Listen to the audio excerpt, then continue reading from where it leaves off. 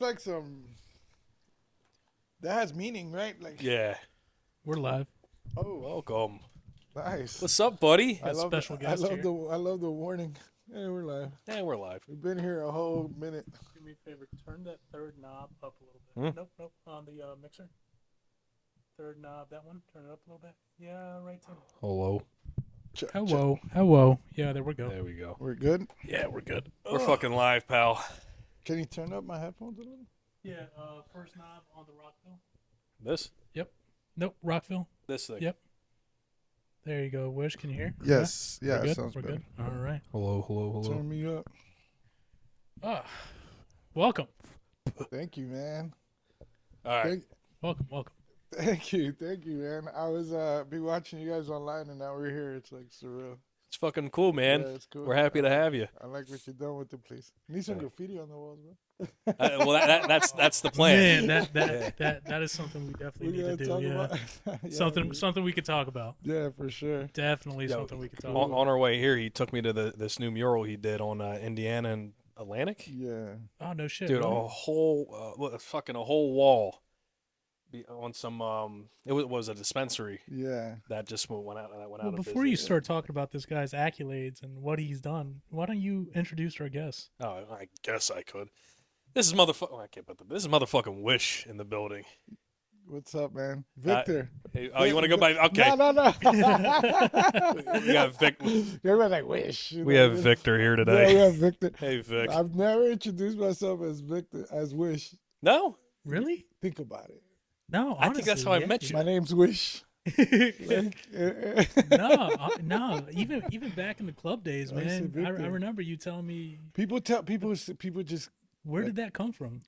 It was like it's a nickname, really. wish the in all motherfucker reality. would one Yeah, day. I wish a motherfucker would. Actually, it was just like graffiti, like catching little tags. When you write, you use many names, okay? And I wanted to use witch, but if you put a B over the W to this, it'll say bitch. I'm like, we're not gonna, set ourselves up. So I just would tag wish. I guess it was like 92 and 93 or something like that. Just markers on the bus and, payphones back in the day. And I guess just that generation in Atlantic City, like all the Puerto Rican kids. no. They were like, once they found out, it was me and my boy Block. So it was like Wish Block. It's like, yo, who is that? Yeah, And once they found out, it was Wish. It's just like never stopped. And kind of then, like Banksy, if you will. yeah, well, yeah, it was like just once they found out, they were just like, it was that group started calling me Wish. Like all my friends always call me Vic. I realized that. I was like, you know what? My friends call me Vic. Shit. A lot of people don't know that. And a lot of people call me Victor. They most likely know me from work.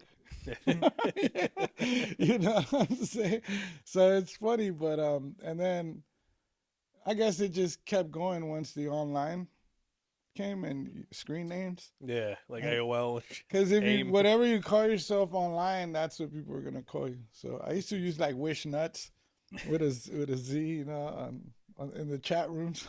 Pretty loco. But and then eventually, it was like Sick Wish, through this whole other, Yeah. movement that we got involved with, So it was like I just kept it, but it was more just because I didn't want another name, Okay. so I might as well just keep that Yeah. one. So yeah, but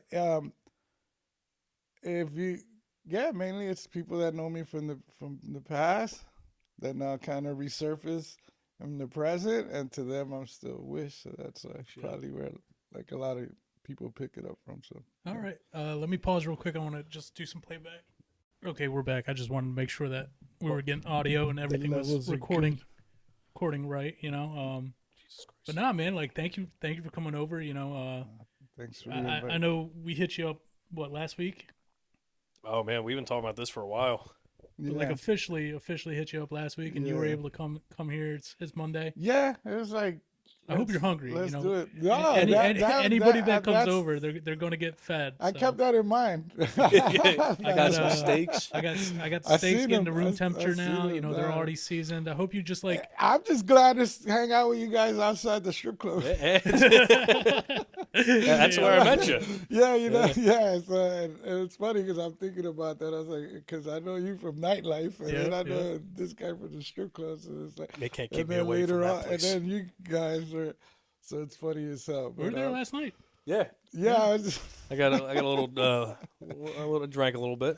that's funny. Yeah, it was a Yeah. bad night. I grew up in the strip club. Saved my life, actually. After Dom dropped me off to go hang out with his new girlfriend, I went to Wawa. What's his name? Toby. He turned off his location so I wouldn't see, but I noticed. I'm not stupid. Wait, my location's turned off. Yeah, so I turned mine off. No, I should be stairs. No. I spent $48 at Wawa Wait, why? because I told Keith I'm ready to crash into a fucking pole. You were drunk then? Yeah. That drunk. I ate a cheesesteak. I had Boston cream donut, a chip witch ice cream sandwich. It was bad. Twizzlers. Oh, I had Twizzlers. Beef stick? I don't have any beef sticks. Mm. But here we are, buddy, and Now we're drinking coffee. now we're drinking coffee at fucking 7. Well, a cappuccino. So you've had a lot of lives, man. You know, from like the Do AC, the Culprits. No, we didn't do AC. I thought you did Do AC. No. What am I making this up then? I don't know. Rewind this. Respect No, Atlantic. Respect Atlantic. I No, was don't just kidding. rewind Don't it. rewind it. Sorry. We're gonna get this right. Yeah, the Respect AC thing. It was around the same time. It's all they copied you. It is what it is. No. Funny, I could tell. I don't mean to cut you off. Go Up ahead. there. No, that was it. No, it's just about Do AC. I remember when I was actually working in Times Square at the Hard Rock. I was in the back of a taxi, and I saw on the New York Times. It's like this company in New York City had paid for some advertising company in New York City had did a deal with Atlantic City for this new campaign. It was Do AC. Yeah. Who was it? It's a company from New York City. Oh, why did they do AC? That's weird. But they came in to, I guess they Refurbish. yeah, the whole throw a thing. new face And then on there. everybody kind of took it and ran with it. But I always felt like, man, like Respect Atlantic City, that's our shit. Yeah, hell yeah. That's Goddamn right. That's FUBU for us by For us. us, by us. Yeah, that's some old school. Those Yeah. outer towners. Yeah, but no, go ahead. You were saying many lives, but like, Yeah. man, No, I just but- turned 48, so yeah. Damn, really? God Yeah. damn, you're old. Yeah, right. 48. I thought you were huh? always around my age. 48 years old already. God bless you, dude. Yeah, you look nah, good for you look good, 48, man. man. Thank you, man. You got Yeah. that silver fox thing going on. Yeah. I'm fried. It's still all patchy, but thank God there's enough. Oh, you ain't got to tell me about Patchy. Dude, dog. it comes out of nowhere, bro. It was like the last 4 years ago. I didn't have. It was still. That's weird. It just comes out of nowhere. But Oh, shit. no, yeah, we've been. No, we've but been moving around. honestly, like, give us like from the beginning, because I mean, yeah. were you born raised AC? Were like No, I was born in Los Angeles. Actually. My parents are from El Salvador, and they actually met in L.A. And I'm from West Los Angeles, and they met near the infamous MacArthur Park. Oh shit! area. You seem like a West LA. You seem more like a NoHo guy to me. We're Salvadorians, so, but I grew up not far from there, probably like 10 blocks, 10, 11 blocks from there, and it's actually where they used to film Chips. No, Yeah, bro. I've seen them With, film Chips. Estrada? Eric Estrada, yeah. Yo, Yeah. that George Lopez thing is real. Like, you see the beef he has in him. That before George Lopez was famous, he seen Eric Estrada, and Eric Estrada kind of like, That was a motorcycle cop, like, right? yeah, he kind of like Waved him off? Yeah, it's like he did the same thing to us. Damn. And we were like probably like 5, 6, 7, years old. Like, it was funny, but yeah, it's a really cool neighborhood. In the 80s, I was born in 77, so I could go as far back.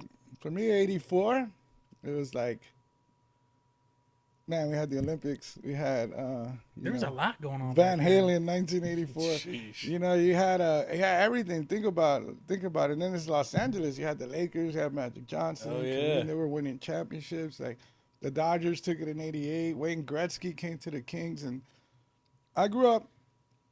For those who are familiar with it, it's like 10 blocks west of the Staples Center, so it's near downtown LA, and it's like 10 blocks north of the Coliseum, which is where USC, the University Yeah. of Southern California, and there's like museums there, like it's a new soccer stadium there, so it's like a very, very cool, but active part of town. A It's lot gotta of be like energy. so mixed culturalized. It down there, too. was, yeah, absolutely. Like my neighborhood just opened the door and it was like, dun, dun, dun, Everybody. dun, dun, Everybody. dun, dun. Or it might be some heavy metal coming from next door. It was definitely. I think what I took to the most. I mean, there was a lot of crews. Everybody, started it was like from football teams to like car clubs and like the graffiti started. So Hit is hard that in is Los that Angeles. where you started getting into the graffiti, or is Totally, that, yeah, absolutely. It was like LA always had graffiti, murals from like the gang neighborhoods. They would, y'all, we throw always up, saw tag we up a always set? saw it, but in the '80s, like '85, '86, it was like the New York graffiti hit. And I remember I had an uncle who lived in Van Nuys, which is the San Fernando Valley. You go up the Hollywood Freeway, and they had these. It was like the most beautiful murals, like graffiti pieces I've ever seen. I was a kid, and so I seen that in the movie Beat Street had came out at that time. So yeah, it was like everything that was happening at once, but it was also Hollywood, so all the rock and all the heavy Oh, metal yeah. was trickling into the neighborhoods too. So Yeah, you had Motorhead back then. yeah, no, you had everyone, and on my street you had like a gang at the other end of the street, and then over here you had like what they would call like heavy metal stoners, and these dudes were all like Iron Maiden Leather jackets, jackets. more like jean jackets, you Jean know what I'm jackets, saying? jean Like Judas real Priest patches. yeah. Yeah. Yeah, all ripped jeans, patches, on the long hair, black like, boots? No, actually, remember white basketball sneakers, like real What? tall, For real? Oh, real shit. tall. Like the super high tops? Yeah, yeah. Oh, like the Ewings? You're talking before you. Before I'm talking, Ewings? I'm talking the real shoes, like Converse, I was like like Converse. shit that Larry Bird was wearing. Shit that man, yeah, like those actual shoes were heavy metal shoes. The Jordan 1 was a heavy metal shoe. What? Yeah, absolutely. Damn. So, Shit. yeah, and then there was skateboarding, because again, the farther west you go, you eventually end up in Santa Monica, Venice. I grew up next to the Santa Monica freeway, so that was all happening at a very young age for me. So like my friends, my circle of friends, once we hit junior high school, they were a little older. They were in high school already, so they had started DJing, and I used to get to go to parties with them at a young age because my dad trusted them because he knew them since they were little too. So once it came time, like I'm helping him carry records. I didn't get to do a lot of things because we ended up moving, From LA to here? from LA to, well, we did a 9-month pit stop in El Salvador. Shit. Oh, yeah, you were shit. telling me about that in the car, right? Yeah. Yeah. And that was during, like I said to you earlier, I was during the Civil War in El Salvador. So it was like trippy. It was Yeah. like What was trippy that time. like? It's like business as usual, Yeah. but like say, I'll give you an example. It's like say Atlantic City, right? Say we were at least to describe it compared to El Salvador, there would be like there's checkpoints all through the expressway, especially at the tolls, and military checkpoints, and then Damn. once you hit the town, once you hit Atlantic City, it's like business as usual, but you'll see like little forts, like you'll see the military riding around in trucks Cruising. with like Yeah. With the 50 turrets or dudes in whatever. the, yeah, like you'll see them marching down. So and every once in a while you hear you'll hear you'll hear. I'll be back. I gotta go get Aria. All right, but we'll take it from here. We can handle this.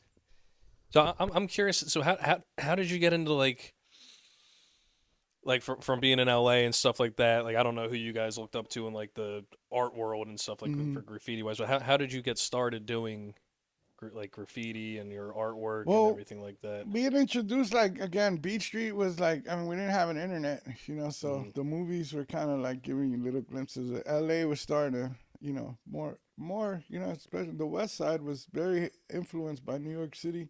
I got you. Like as far as music, like Yeah. we were listening to all the EPMD, I was gonna say Cool that's exactly what I was J's, thinking. like we were already rock Yeah. cam, like Special Ed. Karis But we also, One. but we also had like Too Short. You know what I'm saying? We had other music that we Two Live Crew was huge in LA. In those Yeah. years, parties were everything. But the question being like, I don't know, just being in. That was the initial introduction. But it was a time in around '86. There was like these two dudes. I remember they were like graffiti missionaries. Because again, like my friends who were older, they were already in high school. You know, so we used to get busted out. Actually, they used to go to the same high school from Straight Outta Compton. Oh, no the shit. movie where Yeah. Ice Cube used to get busted out, the Taft High School. Everyone I didn't get to go to high school in LA, but that's where everyone got Shit, I wonder if they knew him. bust out. Well, we got the NWA records early before they even had labels because they're already circling in the school. Pass them in the street. There were buses coming from South Central, from Ice Cube's neighborhood. Yeah. You know, so yeah, That's they fucking had them. badass, Yeah, man. so we got put on the NWA like 1986, like real early. But yeah, these two dudes came around that they went to school with, and I remember these dudes were like, you couldn't tell because they had their jackets and their shit. They had the whole look, sneakers. It was Nike Cortez at the time. Pardon me, and Levi's 501s, whatever, the jackets. But dudes open up, they had like spray cans, markers, scribes, like different types of they could write on anything. Yeah. And just walk in mirror, and they were just coming to the neighborhood, and they just started hitting shit up. I was just like, wow. Then I had a friend, Handy. He was like an older brother to me. I had a lot of older brothers because again, my friends were all older, but he didn't have a younger brother. He had an older brother who was way older, and so I was more like his little brother. And he literally would take my hand, take my finger, and say like, "This is how you do the E. Like you feel that, you feel that motion. How it goes from this letter to this letter." So it was showing you the ropes. But kind of to rewind it just a little, like it was the heavy metal album covers, AC/DC, Iron Maiden, all those fonts. I was already doing that, so that was a big part of it too.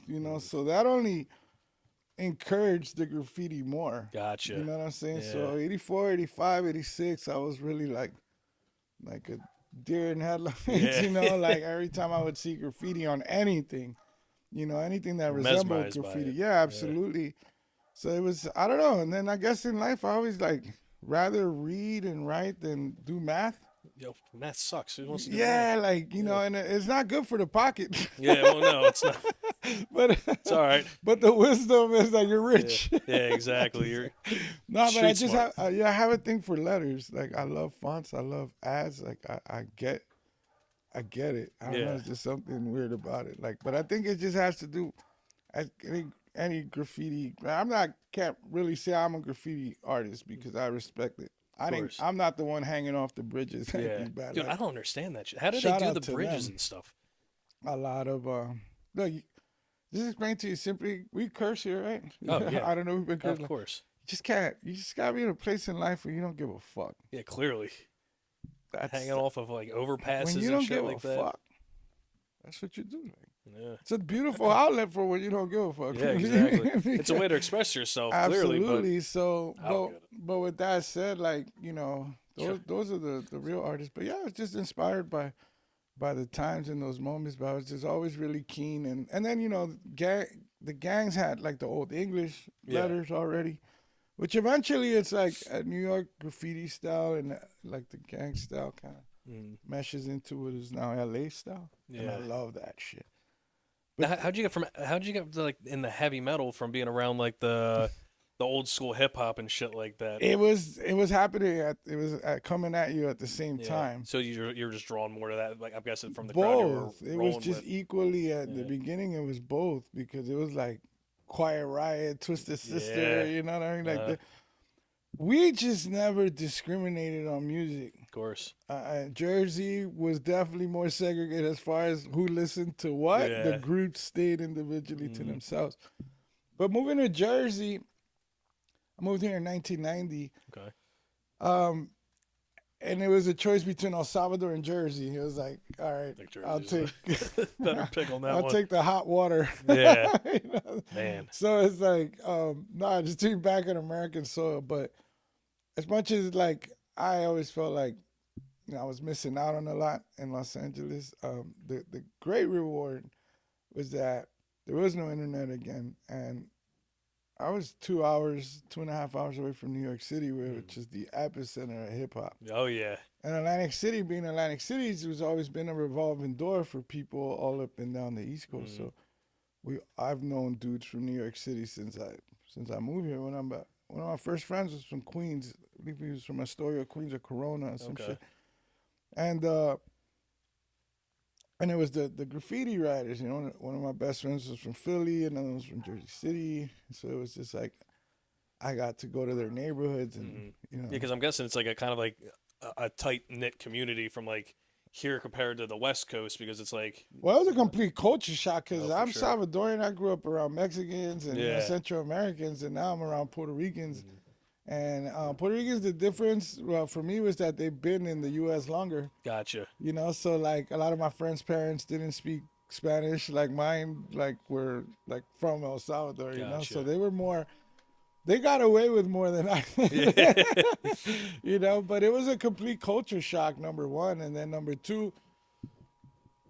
You know, the youth, because I was still in high school. You know, I was barely. You know, the 13, 14, 15. Actually came here for 8th grade, but they kind of pushed me through 8th grade because I I didn't go to school. Like, I was too grown. It was really a culture shock. And and like I said, where I came from, you open the door and that was the world. You know, like shit was happening. I didn't go to school either, don't worry. So when I moved to Ventnor, from LA to Ventnor, it was such a, you know, but no, I guess I'm getting off track with that. But no, you're good, buddy. No, coming here was just like those influences all came from. Again, it was like we never discriminated on music. Everything was just coming at the same time. Moving here, going back to the point where it's just like being that much closer to hip hop. That was good. Like to me, that was dope because I was always in the clothes from the fat Puma. I mean the fat laces. You know, Pumas with the fat laces and you know Chuck Taylors or whatever we were wearing back then. And, like talking 84s type shit and on, you know, I've always been into sneakers and clothes. And so moving here in the 90s was just like extended my love for it because now I'm learning. They were more like drug dealer styles. Yeah. Well, especially coming here in the 90s and with hip hop and shit like that, because you have like, what, Big L, Nas, I saw Biggie, them on the beginning of Jay-Z. like, even before, like I got here right before those guys came out, you know. So I remember seeing Nas like the Run first DMC time. and shit like that. Like it was. There was a switch. Who was the one guy that was just at Anchor? Oh man, what was his name? He You got a picture with him. Schoolie D. Schoolie D. Yeah. He's friends with Greg, I heard. I don't know. Oh shit. Yeah, I heard he's like Greg's boy. Shout out to Greg. Yeah. Well, I mean, Greg was in punk bands his whole life, you know, out in Philly and shit. So it kind of it makes sense in a way. Yeah, you know. Yeah, that's dope. But yeah, I just felt like lucky I was that much closer to hip hop, and I just remember like, you know, I clicked a lot. You know, I got to meet so many cool people who I'm still friends with to this day. Like, I went to, like, you know, Italian kids, Irish kids, like, you know, like, I grew up where it's just homies. But it was awesome that, like, you know, I've never felt out of place. You know, it just kind of felt like, I love you guys, but I gotta go. And, you know, it was with the Puerto Rican kids. And that generation in Atlantic City at the time, in the 90s, early 90s, it was like, I linked more with them because they reminded me of my friends from LA. Gotcha. You know, and I don't think, and it was funny because, you know, they'll try to make funny, like, oh, like, they did not know about Salvadorians. They're like, you're Mexican, or try to make fun of you. And I would, like, joking, you know, like, I always never bothered me because I'm like, look at them, like, you guys are just like Mexicans, you just don't know it. You guys just come from an island. Yeah, no, because you know, you're not where I'm in Los Angeles. Taught you like a lot, you know. To me, it was very, you know, I identified a lot with them, but it had to do because of hip hop, because you know, I geared more towards whoever was into that shit through the clothes, the fashion. Like, you know who's who by who's wearing what. You know what I'm saying? Man. Yeah, so the color you're wearing, well, you just wear even it, like, you know, you could tell, you know, somebody could be wearing a shirt of a band and you're like, oh shit. Like, you know, you automatically love that person. They got a fucking Tool shirt. I can't tell you how many times. Dane is one of the most shyest people. We'll go to a show and he'll see an obscure band Like, holy shit, Macabre, that's fucking awesome. and he'll talk to this person. Well, for like I got 30 I got a minutes. drink in me at least. You know what I mean? I'm not just saying, oh, hey man. No, For the rest of the day. even in the casino, if you see somebody with a sick shirt, like a sick band shirt, you'd be like, oh shit, like Yeah. Oh, obituary, pretty neat. Yeah. Yeah. No, I got of course. But No, you have to. You Yeah. see somebody with a Slayer shirt? of Slayer. course. Well, I mean, dude, people wearing Slayer shirts, they get that at fucking Forever You 21 have now. to. They don't even know who they are. They You just still think gotta it's say cool. Slayer Of for course. the sake oh of yeah, Slayer. yeah. Slayer. We've said that to people. It's a Slayer, and they just kind of like turn around. And They're like, what's that? What? Yeah. Yeah. But no, going back to like the early '90s was cool because if you really think about it, got here in '90s, so the turn was happening of what became the '90s. So I have a '91, '92, '93. And I was 13 in '90, so that was when I was 14, 15, 16, 17. So it's like, Wasn't even born yet. my God, I felt like so privileged, honestly. I just went with like this. That was now the Timberlands and the Army jackets and, the Carhartts and the Champions with the pointy tops. Like, Yeah. it was like so awesome. Everything you saw, I couldn't wait to get home and like, to watch videos, watch Rap City, to watch, like that's where you were getting all your information. Like those are like visual magazines, like the new styles, new this, new that, from certain. it's different now because everything's online, everything's social media. Because I was more late '90s, early 2000s. Right, you caught the end Right, of it. but it was still like if you wanted to know something, you had to go out and get the magazine. Yeah, Right. yeah. And then I like used the to buy all magazine the would have magazines. like a sample of like the next 3 top artists, and they'd have like 2 or 3 different songs on there. We're going to Cedar Market and getting like a sample CD from Cedar Market. Like that's I kind of can relate to that. Yeah. Now it's so different. Now it's like, you got to be popular on Instagram or TikTok. I think it takes away from the impact that it actually has. Like the first time, like I saw DOS Effects, Never or heard of 'em. yeah, you see, it was like or the haircut, like the whole Caesar, right, with the ball Oh, fade. yeah. Like for me, where I first saw it, funny story. BT, was it Rap City would do a countdown on Fridays, and the last video before the number 1 was a new video. Oh, okay. I don't know if you guys remember Third Base. We don't remember, but if you heard Third Base, MC Search, the guy's face. No, you guys Is that like more? your viewers that know, looking at you guys, like, yeah, bro, what the fuck is that? Was teach him. No, so he was the Jewish rapper, right? They were from Queens, so like cool New York City rappers, but he used to rock, the Kid and Play. Had Yeah, the high top. the high He had the top. high top, so he had the Jewish high top, right? He had Jesus. the curly hair. But one day he cut off his box because he's coming from the '80s, so he used to rock the box. But it's the '90s now, so he cut off the box but kept the fade, and his hair was more like mine, and it was just like. But I'd never seen that haircut. Now I remember I was just like in the TV, like, yo, what the fuck? Like he cut it off short, like no one had that. So he started that trend. I don't know if he started it, but it was happening in New York, right? But that's the first time I saw it. And he had like a part right here, and I was like, oh shit, like, but you only get to watch it once. You can't rewind it. Can't rewind it. No DVR. Yeah, it was no a no nothing. DVR. So I left out of there blown away because I got like my little curls with the gel.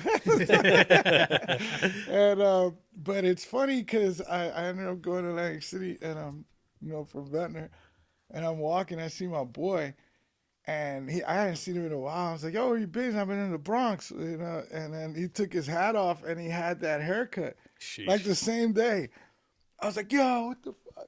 Like, that's the haircut. And I remember going the next day. He told me, like, yeah, go to the barber. Tell him to give you, like, a number 2 in the top. And, keep the fade. And I go to the barber. He said, it's not going to look good. I was like, dude, just do it, And, I remember when he was done, he's like, yo, it's the new you, Damn. And that's where I got it from. You ever think about getting it back? I always have that haircut. Right now I have it a little long, but I still. You got to get the part in it. I had that. I'm gonna show you a picture I had when I was 15 with the part. This is hilarious. But from then, when I first started, but that's how the information traveled. It was like you really had to. You had to on watch that you shit, You had to be like observant. You had to watch. Like if you missed it at 6:30. you're not seeing it again. Yeah. I wonder how that works. Cause like for like, in skateboarding, any like California, everything's 6 months ahead of anything on the East Coast. So I wonder, Yeah, probably you know more. how it Not is. joking. So I wonder how that Yeah. how that is with like like the hairstyles and everything else like that, because it takes a while for it to travel over to the East Coast, which is a weird thing. I don't understand it, but Yeah. Well, you know what? I couldn't learn that every city, every area of the Has country its has own their own style. shit. yeah. So what you're gonna find is the outside influence and maybe a mashup of both. But you always LA has its. I think what LA does best is like, well, they had the gangster twist, right? But it's really like, to me, it's dope because it's like real America. It's real. I don't know how to say Americana. I don't know. Like you It's look not at a the new car. age Americana. No, you look at Yeah. the cars, right? Look at the Converse. You look at like the styles, the Pendletons. It's just original American shit that's just conserved, right? Like those old cars and stuff, but with a gangster twist. And they just. But if you take away the gangster twist and just bring it back to its original, you're back in time. Yeah, you take it. You know what I'm saying? Take an Impala and you take all Bring it back to aftermarket. its original thing. You could drive it all across the country, and someone's gonna say, "I remember that." The only thing I want is the feelers. Yeah. Well, that's in the end why I, ended up sticking with like Chuck Taylor's, because I, started into like the 2000s, like, but it's just that old traditional, old school shoe. You know what I'm saying? I'm like that's. But again, it's trying to relay your message in the way that you carry yourself, you dress. It was the way you walk, the way you talk. It was the all a way statement. You dress, the way you write, the way you dance, like the way you fight. It's a shame though, because it was now, everything. like I was saying, now everything is like, let me post this picture, and that's what people see. It's not like they don't judge you on who you are. It's this fake persona that people have online. Well, the internet created that because you could title yourself anything. Anything. On there. Yeah. I'm the CEO, and Yeah. and you're the CEO. I'm a life coach now. Yeah, exactly. So it is what it is, man. Like, I think for me, those things like came in life. Life was, and it never went away. I didn't draw all the rest of the years. Just talking to Dana about that, like. When I came here from Los Angeles, there was no art here. There was no scene. There was no, that was gone. All of a sudden, like I said, the trade-off was hip hop, though, so I was closer to it. But eventually, like, through it got in the name of fun. We got in a lot of trouble in the mid '90s. Of course. Yeah, and where you open your eyes, man, like, I got in trouble in New York City, so I went through their system. I was an adolescent, so let's just say I understood what the Wu-Tang was talking about now. Like, oh, shit, that's what they mean by this, So it really opened my eyes, like, things were changing. Hip-hop wasn't just fun anymore. It was guns now. It was a huge shift. Drug dealing. Yeah. It was like the message changed, and after, I think definitely, once Biggie died and once that shit happened, that East Coast, West Coast shit that was it turned me off like completely. But it just, and I remember, shout out my boy Ray, man, because like, Ray, Raymond. Yeah. How's he doing? Great. Yeah, he's doing doing awesome. good? Yeah, Good. he's doing awesome. But I met him, around that time through, my daughter's mother, and it was just funny because, he was dating he's married to my daughter's mother's sister. So Oh wow. we would go out in couples, we became like real cool friends. But He's a great guy. yeah, Raymond was like on to everything, right? Like anything happening, he's aware. He's, the music, everything that was happening at the time. But he loved metal. Yeah, he does. So the first time I went to the house, we were in the projects. His brother, God bless his soul, he passed away, man.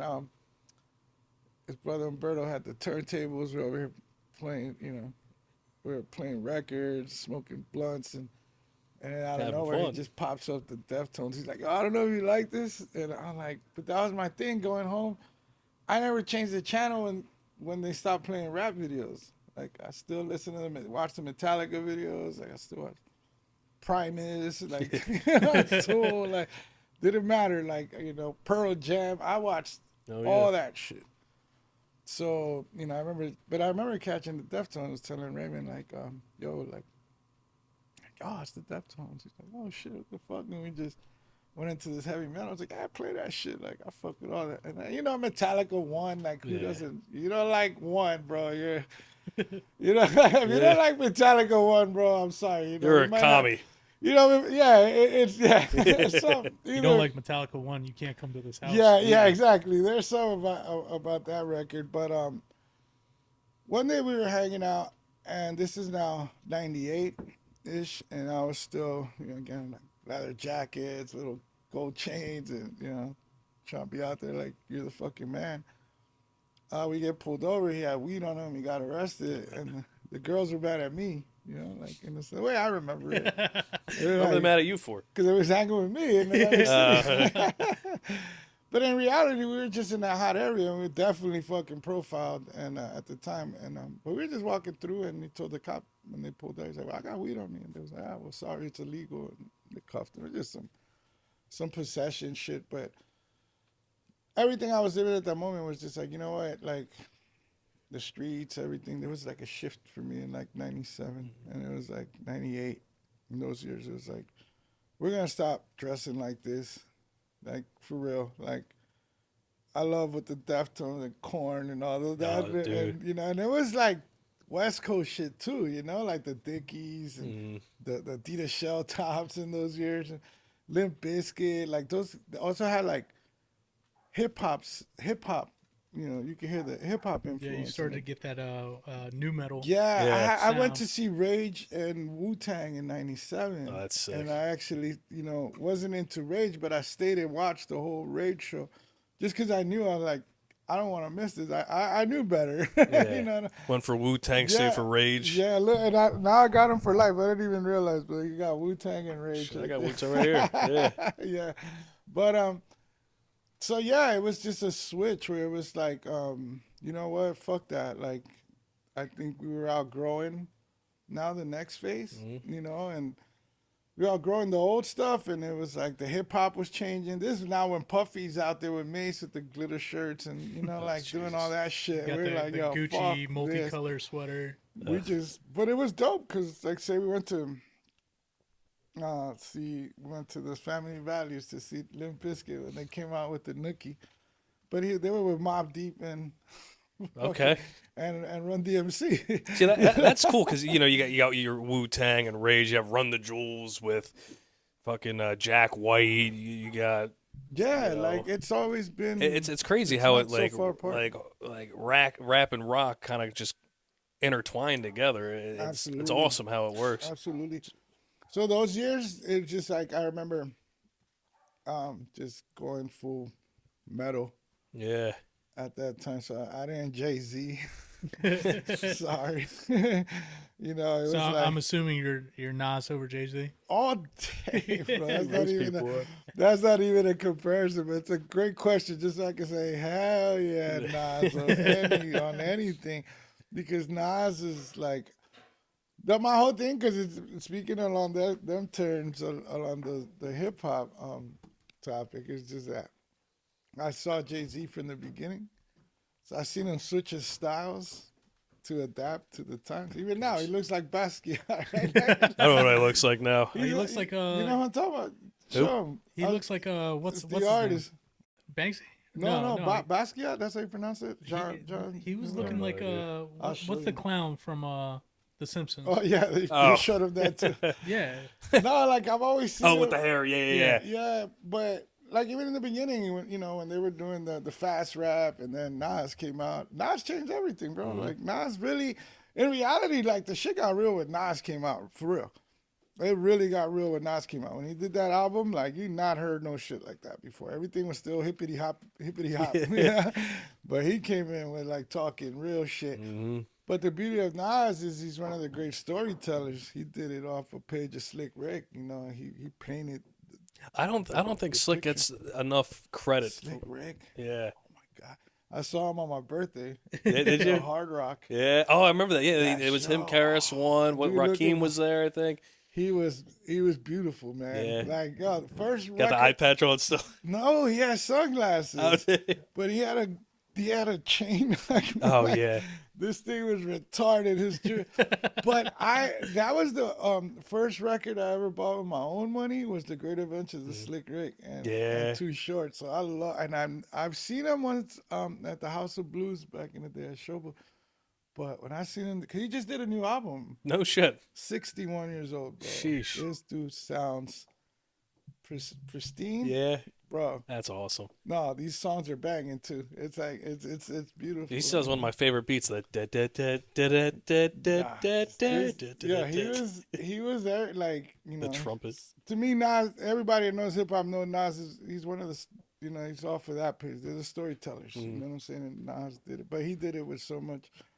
The problem is after that, you know, Mobb Deep, you know, they still did it within.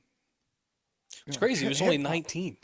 Yeah. Dude, they were young. They were young. Yeah. But they still did it with it, you know, like it was still hip hop. You know, they're still talking guns and shit, but they were still rhyming. They were still staying. I think it changed. Like dudes got lazier. They stopped. They can now say what they want. They rhyme the same word. And now it's just mumble word. bullshit like we talked about the last time. It's just nonsense. Let me ask you the real question. Okay. I got the real answer. All right. Nas Uh-huh. or Insane Clown Posse? Wow, man. Yeah. Shout out to Insane Clown Posse, though, because Fago showers, man. they done everything independent their whole entire career. They've had no support from nothing. Psychopathic Records. And they did all their own states. So I remember going to Philly back in the day and fucking we're going to, like, you know, from the Gallery, Market Street, all the, you know, Pat Steaks or whatever. The whole fucking place, like, juggalos. We're like, oh, they say Clown Posse. Much motherfucking Wicked Clown love, yeah, baby. They're in Philly today. You know what I mean?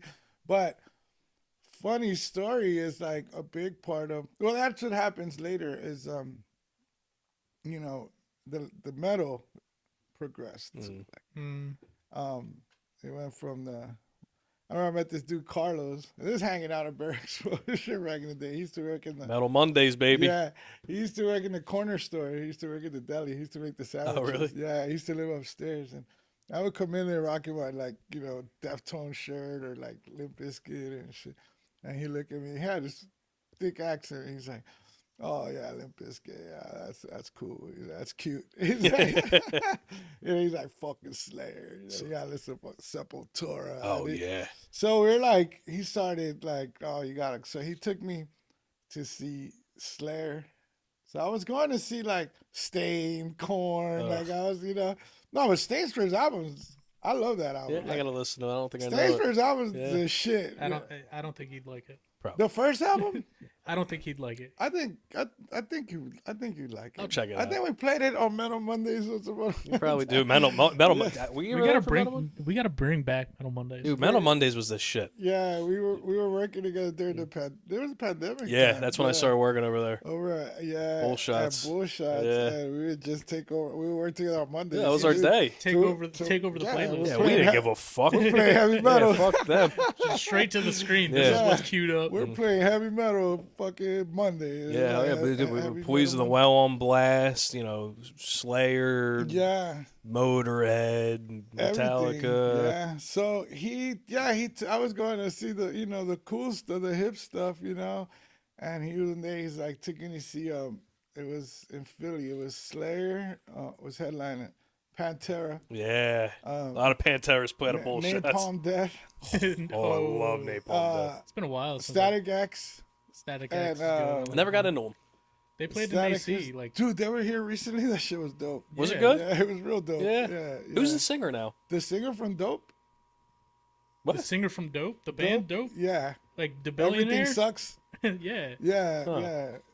Okay. Yeah, they were like burning. Yeah, he's like dresses up like him, like supposed to be like With the hair and everything. yeah. So and he has like these The contact lenses? Yeah, Yeah. there's like these red Was it his wife that was in the band too in Static X? No. No, where am I You thinking think of? about Evanescence? No, just I don't know, it could've just been. nah, I don't know. But yeah, no, and it was like, so it was Static X and Morbid Angel. Oh wow. Yeah, which Morbid Okay. Angel's funny. The drummer, I couldn't find out. We met him that day. He's a Sandoval, like my last name, and he's from El Salvador, the same town my Oh, no father's way. from, No so it's way, just weird really? as hell. Yeah, Pete Sandoval. I call him Pete the Feet. Yeah, look him up, man. He's a sick fucking drummer. Yeah, very sick. He's still playing. He's like almost 70. He's still Yeah, a crushing it. maniac. Yeah, Yeah. he's nuts. But yeah, I remember telling my boy, I was like, we were saying to see Pantera, Slayer, and I'm still like barely in my transition. I was a heavy hip hop head, you know. But I'm going to these rock shows now. But I was like, now I'm going with this dude that I barely know. We're going to this concert, you know. And we're going to Philly. We used to go out of town. You want to go with people that had your back. You know what I'm saying? You used to roll with not the Psycho Realm. Well, yeah, like Sick Jack. That happened after. Yeah, Yeah, okay. that actually happens after. So, but it was like metal at the time. But just to finish that story, it was like that. I was asking, I was like, there's no like skinheads or like racists or like nothing like that, right? He's like, nah. He's like, and Found us. bro, we went in the parking lot, it was all Confederate flags. Fuck. And I remember with these two homies, it was funny as hell because we parked next to this car and they had a beautiful muscle car and Shit. from Virginia. It just happened, these kids were playing Lamb of God, and that was the first time I heard Lamb of God. But yeah, then it got deeper. It was like, going to see Lamb of God now, going to see Slayer, going to see like Kill Seen them Switch. together. Like we started just traveling, and became my addiction. It's like no more streets. It was like mosh pits now. You know what I Yeah. mean? So that was like the early 2000s. We went to so many concerts. Like we were not like I miss waking up early to go to the Ozfest. You know, like and just getting together all your friends and Yeah. loading up and all the tailgating and all the partying. Great you know? times. My God. And to think back, that was 25 years ago. Yeah. Like, Dude, you gotta roll with our crew one day. yeah, I Yeah, you told gotta you, come guys out, need to man. start Yeah. adding me to your fucking. You call Vic and I'm let's sorry. Yo, for go. No, real. we always go to show. We catch shows. Yeah, together, every you now know, and again. man. Well, we always meet. No, but kind you of meet guys you be up going there. to the shows. I'm like, all right. Yeah. Oh, dude, Yeah. it seems like every week we're going. I'm starting to to a get show. offended over here. But that's dope because that's always been my That's So, my favorite thing to do. it's our outlet, It's you good. know? Yeah. No, we honestly, don't ask you for go to a much. show, man. Everybody's chill. Everybody's like united. What do you do every day? What do you mean? Just Listen in to music. general. No, just in general. You work, you do what you have to, you Yeah. do what you have to do. Like, you don't ask for much, right? Let me enjoy these 2 hours of Lamb of God. Exactly. Yep. Exactly. You know what Oh I'm saying? man. Remember when we went to Mastodon? Yeah, of course I Oh do. my God. Yeah. We enjoyed Mastodon. Was that up in remember me and Reading? Ray in the No, that was Camden, right? No, we went to the Fillmore. Fillmore. It was me, you, and Ray, and Keefe. Kiefer? Yeah, Why don't I remember that? Because you were drunk. Probably. No, I remember asking me and Ray. Who else played with them? I thought it was OTEP? Lamb of God. Oh, that's right. I do remember that. Yeah. No, Wait, OTEP was Mastodon. trippy. Yeah. That was Okay. trippy, dude. They call it different. Yo, me and Ray, like 5 grams of mushrooms. I was like, you guys were on shrooms, right? Lost it, Yeah, bro. dude, because they had the gnarly light show, Opeth. Well, Oh that's my what happened. Yeah. Oh, shit. What? Like what? Oh God. Right? He still has it, right? Yeah. Oh, perfect. I'm not... Hey, everybody. Hey, how are you? So we had to take some shit out, so we're doing a little voiceover. So it's not just 30 seconds of blank. Yeah, sorry about that. If you really want to know what we're talking about, head over to our Patreon, AGF Pod at Patreon. We'll post this in a little bit. That way you guys can actually hear what we're talking about. But now we're almost done. So Yeah, back to right. the pod. Next level of enjoying the rock, the metal shows. But like, I love going to metal shows, like for real. What's the next one you're going to? I don't know. I don't even know right now who or what's playing. I know we have Guar. Guar's what, the 19th or 20th? I don't know if you I can don't go know to if that. I can do that Because because I get surgery next week. Opeth is coming again. I think Those guys did not suck but they scared the shit out of me. Yo, have you listened to their new album? No. Oh my they God, don't suck, but they're dude, weird. listen to their new album is so good. Yeah. Oh, it's fucking I don't know. phenomenal. Based off that experience, Well, you're on mushrooms. no, yeah, Yeah. they freaked me out. Like I said, these guys are weird, but no, I'll play you them in the car, man. no, They're it fucking sounds rad. dope. Yeah, no, they didn't suck. They just like, Nah, they're and then great. they were freaking me out. And then next thing you know, they had like Satan comes out Yeah. of nowhere. I'm like, yeah, I'm out of here. And the dude's literally this big, like skinny I don't wise. even remember that. And That's dude, funny. his guttural, like his voice, I don't know how he produces the sound he makes with his voice being that small. Yeah, it was trippy. I remember, but I found I had my shades. I put my hoodie on. I was like, okay, I can. All do right, I'm this. good. Yeah. I'm, good, yeah. I'm invisible. I'm protected. I'm invisible. Yeah, we were wilding that day. It was funny, man. It was awesome. But yeah, heavy metal, man, became like, to me. And then the strip clubs came because of that too. Yeah. My friends were working at the strip club, and that's the only place you can listen to heavy metal. Yeah. And it was dope because there's such an expensive cover at the door that the troublemakers don't want to pay that shit. Yeah. So So you can go in and relax. I don't know what happened, Exactly. dude, bro. It went from $50 to like $20. So that was the beauty of that whole, because it's like, why you hang out at strip clubs? Like, it's like, you have no idea. I could come here and listen to my shit and be different. Yeah. You know what I'm saying? So that was and again, my friends worked there, so it was always So that- Walking through the back door. That's the thing is like a lot of people like that's where we hang out, right? Yeah. So it's like one of those things. Like, oh, why are you guys going to the strip club? Yeah. It's like, we're not going because you're not going there to to see spend all your money. females. Yeah. We're going to actually hang out and enjoy ourselves. And shout out because the girls are working. They want to be, but it's No, like, Yeah, that- but that- they know their they place. know who's who. Yeah, you know? exactly. And it's like one of those things where it's like, my boy's the DJ, my boy's the manager, my other boy's the bouncer. bartender. bartender, Yeah. You know. Yeah, you got, And then you even Since you even, like, 1997. you even create relationships with the girls that work there. Yeah, You see them all the absolutely, time, and it's not even Homegirls. one of those things that is Homegirls, like, homegirls. oh hey, let me 100%, take your yeah. money. It's more Yeah. along the lines of like, hey, how are you? Yeah. Like, you guys No, have I a got little conversation. sisters. I got little sisters out there. They Exactly. know Yeah, who of they course. are. Yeah, Thank you. absolutely. You gotta look out for them. yeah. Yeah. I made a lot of great friends that were dancers there. You You had know to what I look mean? out for a lot of them Yeah. too. A lot of times, you know what I'm saying? They needed that. Yeah, we were the guardian angels of the strip. 100%. No, it's exactly what it is. That needs to be a shirt. Oh, that would be so sick. Like, dude, how many fights did we break up or get Yeah, or into? some and- bullshit. Yeah. Dude, I still remember the one. You remember Tom? Mm. So I think it was Marty Small's cousin. I forget who it was. He was drunk. Someone just died of his or something. He was causing all this ruckus, and he tried fighting me. So we walk outside. We're talking, blah blah blah. I remember this. Yeah, and then he tries to like throw a punch at me. I put him in an over under. I'm holding him real quick. I'm like, hey buddy, like calm down. Like The we don't chicken wings. we don't want to do this. Everything's fine. Tom comes out of nowhere. He goes, get off my friend. Chokes him out. I'm looking at Tom. I'm like, I got this, buddy. I got this. Tom. And he fucking one-handed choked him out in my hands. I'll never forget as that. But yeah, no, I miss Tom. that era was cool, but then came the internet, and I reconnected during that time. I met some other homies from LA out here, and we just started reconnecting, and then that's when the Psycho Realm thing comes into Gotcha. the picture, because now Can you explain that? well, what the Psycho Yeah, Psycho Realm thing? So Psycho Realm is a rap group from downtown Los Angeles that initially and they came out in '97. I thought it was Be Real. To me, it was like Be Real side group because there's so much music in '97. I didn't really understand it till later. It's like, oh shit, these guys are from the same area that I'm from.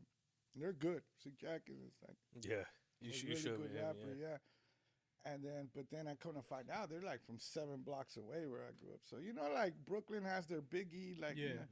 and I'm from the LA, so it's like we had NWA, like shout out Long Beach, like that's cool, but It's a little Long Beach. I but miss Long that's Beach. still not where I'm from. Like we're from Pico Union, downtown, West Side Los Angeles. So it's like that blew my mind because now I felt Seen. those. You felt the Yeah. connection. You Well, had- yeah, you what they had were that- talking about, I clearly understood Yeah. that shit. Like, they talking, speaking on that shit now, talking that language.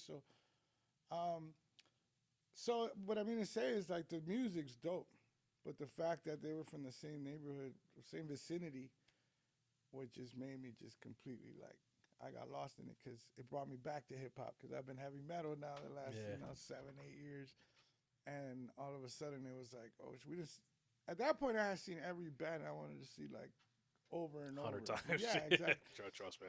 I am jealous because he grew up and got to see these guys in their prime. A lot of them, yeah. You know, I got to see Dimebag Darrell. Like, damn, sick. Yeah, absolutely. Yo, how crazy was that live? Dude, you know what I remember? It was I think it was the first Union Center, whichever building that is. I think it's still the one that's there. In Philly? Yeah, where the Sixers play.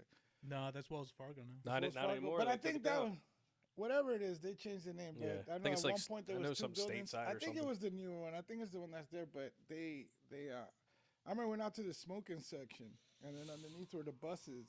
But it was like he came walking up, like he was like right there. And but what was amazing about it is that he did the. Yeah.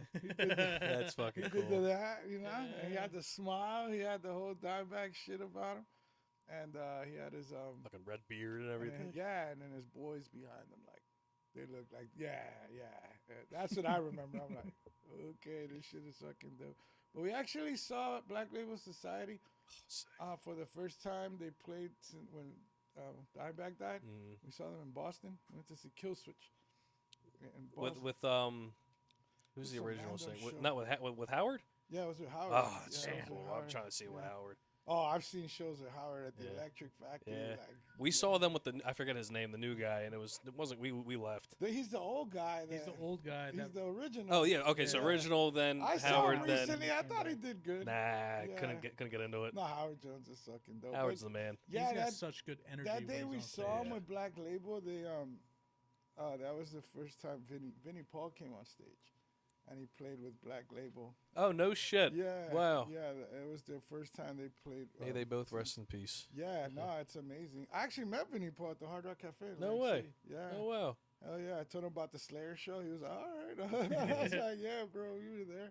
But yeah, once the Psycho Realm thing came into the picture, it's like 15 years I've been living in Atlantic City at this point.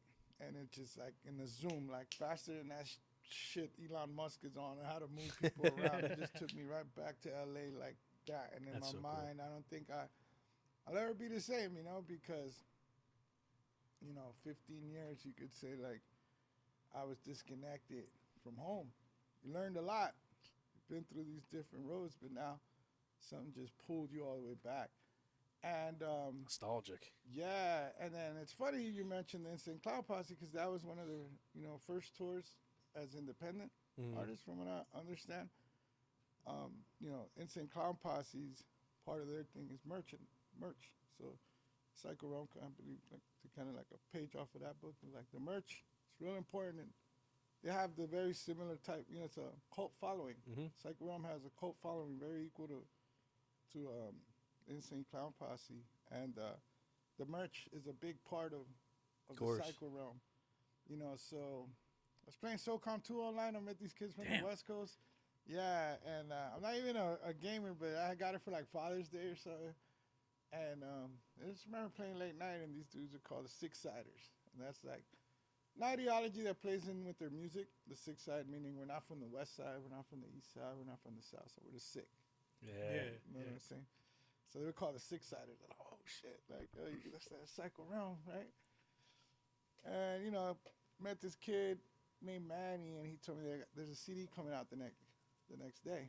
And I tried to look for it. They still had mom and pop CD shops at the time, but I couldn't find it anywhere. And I was like, oh, the internet. Like, online. Like, oh, shit. So I did my first online purchase was the Psycho Realm CD.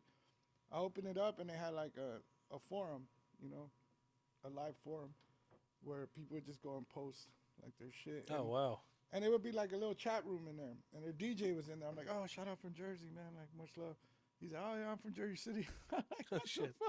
it was funny, and then I met some of the it was like, again, the following.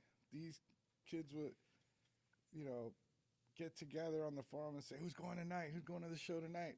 Oh, I can't wait to see you. I'll meet you there. I can't wait to see you. I see you sickos there or whatever. Sick. And then next thing you know, the next day they're posting all the pictures. and it's all these groups of people, and they're all rocking the shirts, the gas masks, and all. And the gas mask being their logo insignia means keeping the mind pure, Yeah. keeping the mind clean. That's like ICP's Hatchet Man, is there? Yeah, it's just like keeping your mind clear for the bullshit, because there's a lot of bullshit, right? So yeah, like that. Once I like tapped into like that, that's where the DJ was like, "Yo, check out my MySpace," and that was my introduction to MySpace. And then MySpace just brought me all the way back home. And then I had an aunt passed away in those years. I started already traveling back to LA, and I started noticing the changes in LA. Like we would go to like the swap meets, which are like culture. Swap meets like a whole culture out there of flea markets, Yeah. But like, say this family had that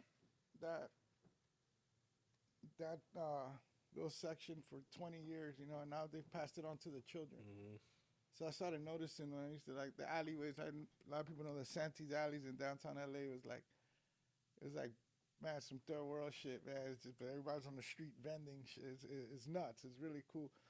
But I noticed like they were selling hats. They were selling, cool shirts and, repping the different districts and like more graffiti on the shirts. And I'm like, yo, this is cool because it say LA, they say different counties or whatever. And I just remember like the shit on the boardwalk, it's like you've been growing the up. t-shirt Yeah, stores? Yeah, you've been man. seeing this shit your whole life, and I'm like, damn, this is the shit. Atlantic City, we need to do it in Atlantic City, But the Psycho Realm, going back to them, I just got lost in their music, but part of it, a big part of it was their cult following and the merchandise. So I was fortunate through my boy Caesar. Shout out my boy Caesar. He introduced me. He's from Los Angeles. Put me on the phone with Jack one day, and it was like cool as shit. I'm like, oh my god, because I already love their music, And I'm like, now I'm on the phone with this guy, and yeah, man, like Jack invited me to meet him. They were playing with Cypress Hill one time. Sick. Damn. In New York City, and he like had the fucking passes waiting and everything. That's awesome. It was like, what the fuck is happening in my life? Like, I've been in the East Coast this whole fucking time, like, but it's like something's bringing me back home. And I think those guys, and I like, thank you for asking, like, because it changed me forever. It brought me back. Mm-hmm. You go back to, like, who you are. Yeah. Like, and I may seem like, to some people, like, different, but I come from a place where I know I'm not so different. Damn right. I got homies that are just like me or better, way better, and I love that. We're not haters. We didn't grow up from that. It's like they inspire me. Jack really inspired me. He's a very, very smart dude, and their music, all the homies are so smart. Like you can tell, and I just felt like that. I remember I met Jules at the same time. Okay. And this come around now the time where I met you, because you were there kind of like the beginning of the... Yeah. We haven't even talked about the Culprits. I was going to bring that up after this. No, but then it was Psycho Realm, and then eventually, I had met Jules, and Jules is the graphic designer. He graduated from, with the degree, not me, I was just, You got that hard knocks degree, you know? Yeah. I just love what I love. And when I met Jules, he's like, I'm over here tagging shit up with markers. He's over there. I didn't even know what a fucking Apple computer was. I didn't know Adobe, nothing, And he's like, oh, yeah. He's like, take my tag and fucking vector it and put it on a shirt. And it's like, oh, yeah, this is how you make a shirt. And like, And that's how the Culprits came to like, be. Really? So So that was before we initially get how in- we got the conversation of printing T-shirts. I'm like, that's how you do it? That's fucking easy. I'm like, we can do that shit. But before we get into the culprits, Yeah. I do want to pick your mind. Like, if you're gonna tag something, right? How do Yeah. you come up with the inspiration to like, okay, like, say you take one of these blank walls, right? And I give you free reign to do whatever you want. Yeah. All right. Like, what goes through your mind? Like, is it something that just naturally comes I'm to only you, or is laughing it like, because we just drove by the mural, right? That I It was did. so fucking. I wish I took a picture of it. Yeah, I'll show you. Well, you that. have it. I'll show it to Dom. And it's funny because there's a lot going on there, right? There's a lot. So Got the lighthouse here, the fucking like old like almost to say, mask with the 'cause nose. how the fuck did you come up with that? Right? Let me see. But my answer, because like, oh, it's so dope. You're doing your passion. Because I mean, like, if somebody pays you for something, they have an idea. Like, oh, I want Listen, Dom. a classic car. I want this. I want money that. is a big motivator. True, Goddamn true. right. But like, if When you somebody offers you the right amount, you're gonna figure it the fuck out. And I'm not just trying to sound cool by saying that. Like, motherfucker, you gotta do this, and that's kind Look of at that fucking thing. oh shit, Dude, it's so badass. Yeah, it's on the corner of Atlantic and Indiana. It's still there for the people watching. But make sure you send this to me because Yeah. I'll throw it up. Yeah, it's so But like, say I was like, yo, you have this entire wall. Do whatever you want. I think it's already there. It's like Need it's the Eagles logo somewhere. Yeah. Exactly. Well, no, I mean, I don't know, but I feel It just comes naturally to you. yeah, but I think I would go off like the natural is this, right? Like so we're into like definitely the same music, you know what I'm Same saying? music, So, same. you guys yeah. are some tough guys, so you guys don't want no. I mean, we're not gonna do no pretty shit on the wall, right? So I guess you're gonna let me do my thing. And, No, but that's the thing is like, and I- is well, it bounces back and forth is what I'm trying to say. no, you know, no, so- no. But like, if I was like, you have free reign, Mm-hmm. do whatever you want. Like, does the inspiration come to you? Do you have to think about it, or is it like once you grab the paint, you're like, okay, now I know what I'm doing. Well, I've never painted that much. I haven't painted that much, but to answer that question, I don't know, man. It just does come fucking naturally. Like it's the mood. It's whatever. It's just a It's blank canvas. You're like, all right, I'm gonna. Does this? I always ask, like, yo, do you like this type of shit or that? But I think in this situation, like being in the environment, you got the weights over there. It definitely has to be some fucking hardcore shit. Like, you know what I mean? Like, So- like something cool, but with something bold. You know what I'm saying? Strong, whatever. So it is. what would you put on this wall? Right now, oh my god, like I like doing letters, right? That's number one. So I think I would want to start a focal point saying, yo, what do you want to write over here? You know what I'm saying? After that, it would just be, I don't know. Right now, I'm really feeling like that black and white like that, but do it with different colors. I don't know why I'm like leaning more to some metal shit, man. Like some almost like red and black Yeah, shit. yeah. Like Yeah, fucking there we like go. just some crazy Iron shit. Dungeon in like a talic Yeah. or something. Yeah, something sick. I Gotta don't throw know. up the Like, old Habu pit. Oh, I yeah. look like my shoes on tight. But yeah, like nah, I don't know why I'm leaning, but I would always like just check with. I think it's just there's different things like in shirts, and I could speak on it with shirts. Okay. Because I've had to create like a lot of that stuff, and it's like comes from everywhere, man. Some of my I'll give you an example. What do you think about this design? It's What should we do different? to that design, I don't know. It needs more oomph. A little bit. This is just a one-off. It was thrown together. Yeah, it Yeah. needs more oomph. I literally texted my guy. I was like, "Hey, I need a shirt printed today. Yeah. Get it done." No, it's good. It's information. You know? Yeah, I mean, literally. But I'll give you an example. You know the Baderfield jacket that we did, right? I love Yeah, that jacket. Like, that thing's So it a says classic. Baderfield, Atlantic City, right? New Jersey. The way you did the lettering on it, I didn't do the lettering. you didn't do the lettering? No. Where'd you get the lettering You son from? of a From an bitch. old sign from Baderfield. No way. it's Oh wow. Yeah, I was hoping to find who did it to I could meet him. Give them- yeah, give of them course. a little I don't credit. think they're alive anymore though. Probably not. Because it was done by hand. Really? So that's like an old sign painter font. I'm like, dude, we need that shit. Because that font's nowhere to be found. Well, we found it. No, It's I'm not talking a about like font. It was written. It's handwritten, It was yeah, handwritten. yeah. Yeah. So we took it. Initially, we put it on a shirt. When it was time to do the jackets, it was like, nah, actually New Jersey, because that way people know at least have. It's from here. It's from Atlantic. But that inspiration came from 1997. I think it was Andrew Galata versus Reddick Bowe. damn. Heavyweight fight. Damn. At the All right. at Yeah, the, Boardwalk at the Hall? Boardwalk Hall. Yeah. And I remember when I went with my pops or one of my boys over there, because like Reddick Boy was training in Tropicana. I was working there at the time. So we all have money on the fights. We're like, yeah, we're going, you know. And it was at Reddick. That was the second fight, because the first one they got into a brawl in Madison Square Garden. So this is the next one from Low Blows. Yep. Galata fighting 30, right? So this is the rematch. So there's a lot of hype. So we rolled over there. And what's Galata? Polish? I believe he's Polish. I don't remember. Yeah, I think he's Polish. Yeah. So, but anyway, they all came out for him. Like from here to Boston, like all the Polish dudes are nationality is, if I got it mistaken, they all came out. Like, all his people are there. So you got a bunch of brothers over here, and a bunch of Polish dudes, white dudes on the other side. Exactly. Yep. And it's a race war right there. And it's tense, bro. Believe me, there's tension. And it's just so crazy, because I remember looking down a few rows, and it was this fucking hardcore white boy over there. He had this fucking dope ass, like old school, like wool jacket.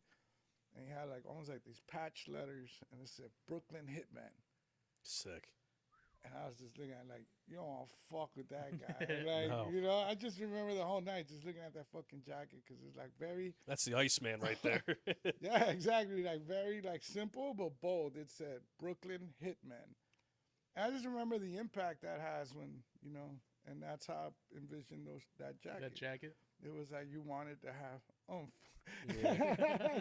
You know what I'm saying? You wanted to represent. He was representing Brooklyn that day. You know what I'm saying? But that, say, for example, yeah, that's where inspirations come. Like there's some, could be from anything. I like, again, even in muraling, like, you know, there's, I like letters again, but I like sign painting. I never learned it, but I love that old school style, you know, like brushes and all that old school lettering. Like, I think it's fucking dope, you know? So I might find something, come across something where it needs it, it calls for it, and we already have that.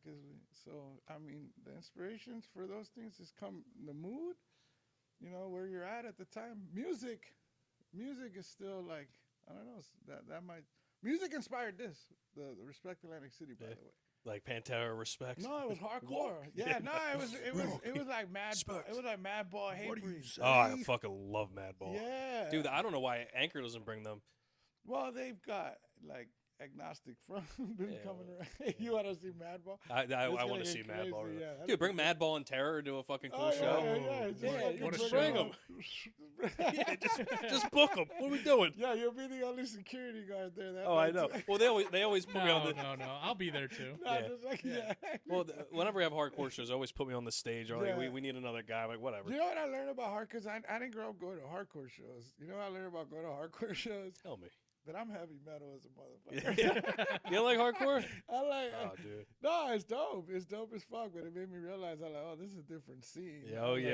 This is a whole nother scene. They'll fuck you up. Oh yeah, it gets crazy. But hey, man, when we used to go see the Wu-Tang in fucking '95, it was a little fucking crazy. Oh, I bet back in their heyday like that. So I'm used to like walking into these. They're bringing the ruckus. Yeah, but now you hit a certain age where you're like, you know what? I remember we went to see when they had Anchor, we walked in to see Dying Fetus. Oh yeah, we were there for that. Show. And there were these dudes in the front row. They just headbanging. Oh, They just had their long hair, and they were just all they did was just that. Like, I was on the balcony for that one. I was chilling upstairs. Yeah. I was like, that's more me. I think it was me, you, and like one other person up there. Yeah, because it was closed off. Yeah, so it's funny. I'm like, I'm more metal. I'm more of a metal guy. That was Carnifex too. Dying shit, Fetus and that was Carnifex. fucking crazy. Great show. That's what I love about Anchor Rock Club, man. Shout out to Anchor Rock Club. Yeah. I've gotten to experience so many different. I just wish they'd bring more and better bands. Yeah, but you know what? I've still gotten to see a lot of genres I would have never seen. Oh, for sure. You know what I'm saying? Like, I personally was never into the dead stuff. You know, I hear about all your life, you heard about it, but I took some ass. Were you there for Godspeed Your Black Emperor? No. Oh man, I've never. You said that show was amazing. Dude. Well, I took some hits one night, right? And I remember I'm on the Borak and it hit me. I'm like freaking out because it started snowing. I'm like, oh shit! And I make a left down New York Avenue, and they're having like a Grateful Dead type of tribute. Oh damn! And I went in. I was like, oh shit. I sat with David Earl, and I was like, dude, can I just Dave's sit the here? man. I was like, can I just sit here? Dude, he's like, yeah, go ahead. So I said, I watched the entire thing, and I got it. I understood it. I was like, wow, this is fucking amazing. Like fun. And when I had a chance to, like, if Anchor didn't exist, you know what I mean? Like those bands, like that. What is that? Death metal. What is Dying Fetus? Like, what's that considered? Yeah, it's like Yeah. I guess death metal. Yeah, I never got that deep into metal. Like. Oh, dude, we could show you the way. Yeah, I bet you. Yeah. Dude, I'll tell you something crazy. I saw Dying Fetus open for Knock Loose at a fucking like a house in what was it, Pittsburgh? I think it was. No, Harrisburg. Harrisburg. It was a Harrisburg. Dude, Harrisburg. it was like a weird. It was like a frat house. I don't know how to explain it. You go inside, you go downstairs. Oh shit. And there was just like this open, like literally the size of this gym, and I couldn't believe that Knock Loose was like In there. playing there. Did you ever hear of the Birch Hill? Who? The Birch Hill? Mm-mm. It was like, I don't know, New Brunswick area or something, I believe. No. You have to go look check it out. It was it's closed. It's a venue that's closed, but I remember it was like getting there. I remember it was like the Blair Witch. You gotta go through the woods. Oh no Damn. shit. Yeah, and then you end up back as like this, It's kind of like Graffiti Pier. some crazy shit in the woods, like, but it's literally in the fucking woods. And there's Yeah. like this bar with like bar slash like, I don't know, some real old shit. It looks like a barn, right? And it didn't have a liquor license, I remember, but they still did this crazy party. Like, BYOB? everybody, like all the Lamb of God, actually, one of their DVDs are playing. Oh there. no shit. It was one of those situations. I'm like, where the fuck are we? Yeah. But fucking so Godspeed. Speaking of like Grateful Dead and stuff, Godspeed or Black Emperor, they're like a, I don't know, like 8 or 10 piece instrumental like orchestra. Yeah. And it's like like no no vocals or Yeah. anything, but it was like Jam 500. bands. Yeah, it was like 500 people all on acid, just standing, just still like this, just watching. But it was like Yeah. fucking cool to see. Like Dude. everybody was just literally didn't move at all. They were in a single file line Yeah. watching them play. Dude, they were fucking cool, man. Yeah, no. I hope they come back. And that's the thing. Like, Anchor has given me the opportunity to check out a lot of stuff. Oh, dude, they brought a band from like Kenya or something. I forget. Yeah. Supposedly that was Hardcore great. ass reggae and Yeah. shit. Like, you know what I mean? Where I'm like, dude, this is like, and it's the performing arts, man. Once upon a time in Atlantic City, there was no stage outside of the casinos. Yeah.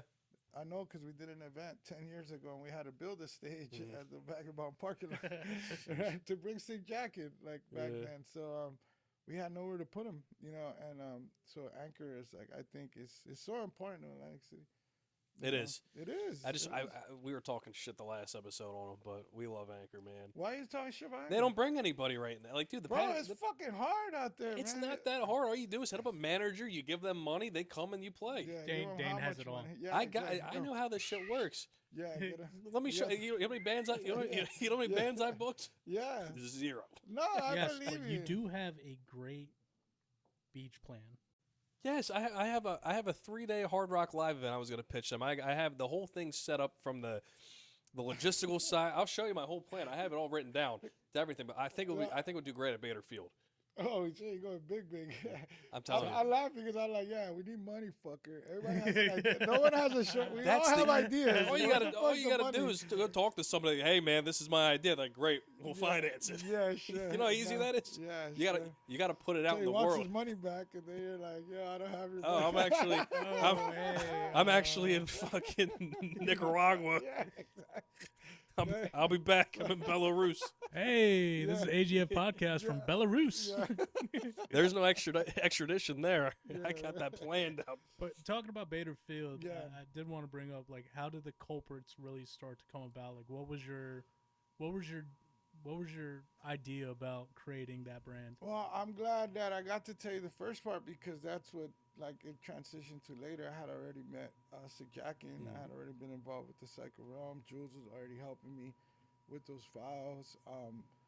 I say if I would have been in LA, I would have just been hardcore Psycho Realm the whole time. But that's a rap group, and to keep things going, this felt like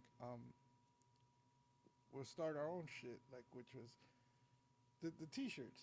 I was playing off of the merch because that's what we were doing for them. We were we ended up submitting designs, and they were printing them, which is awesome because it was a whole nother market, and the shit's coming from Atlantic City.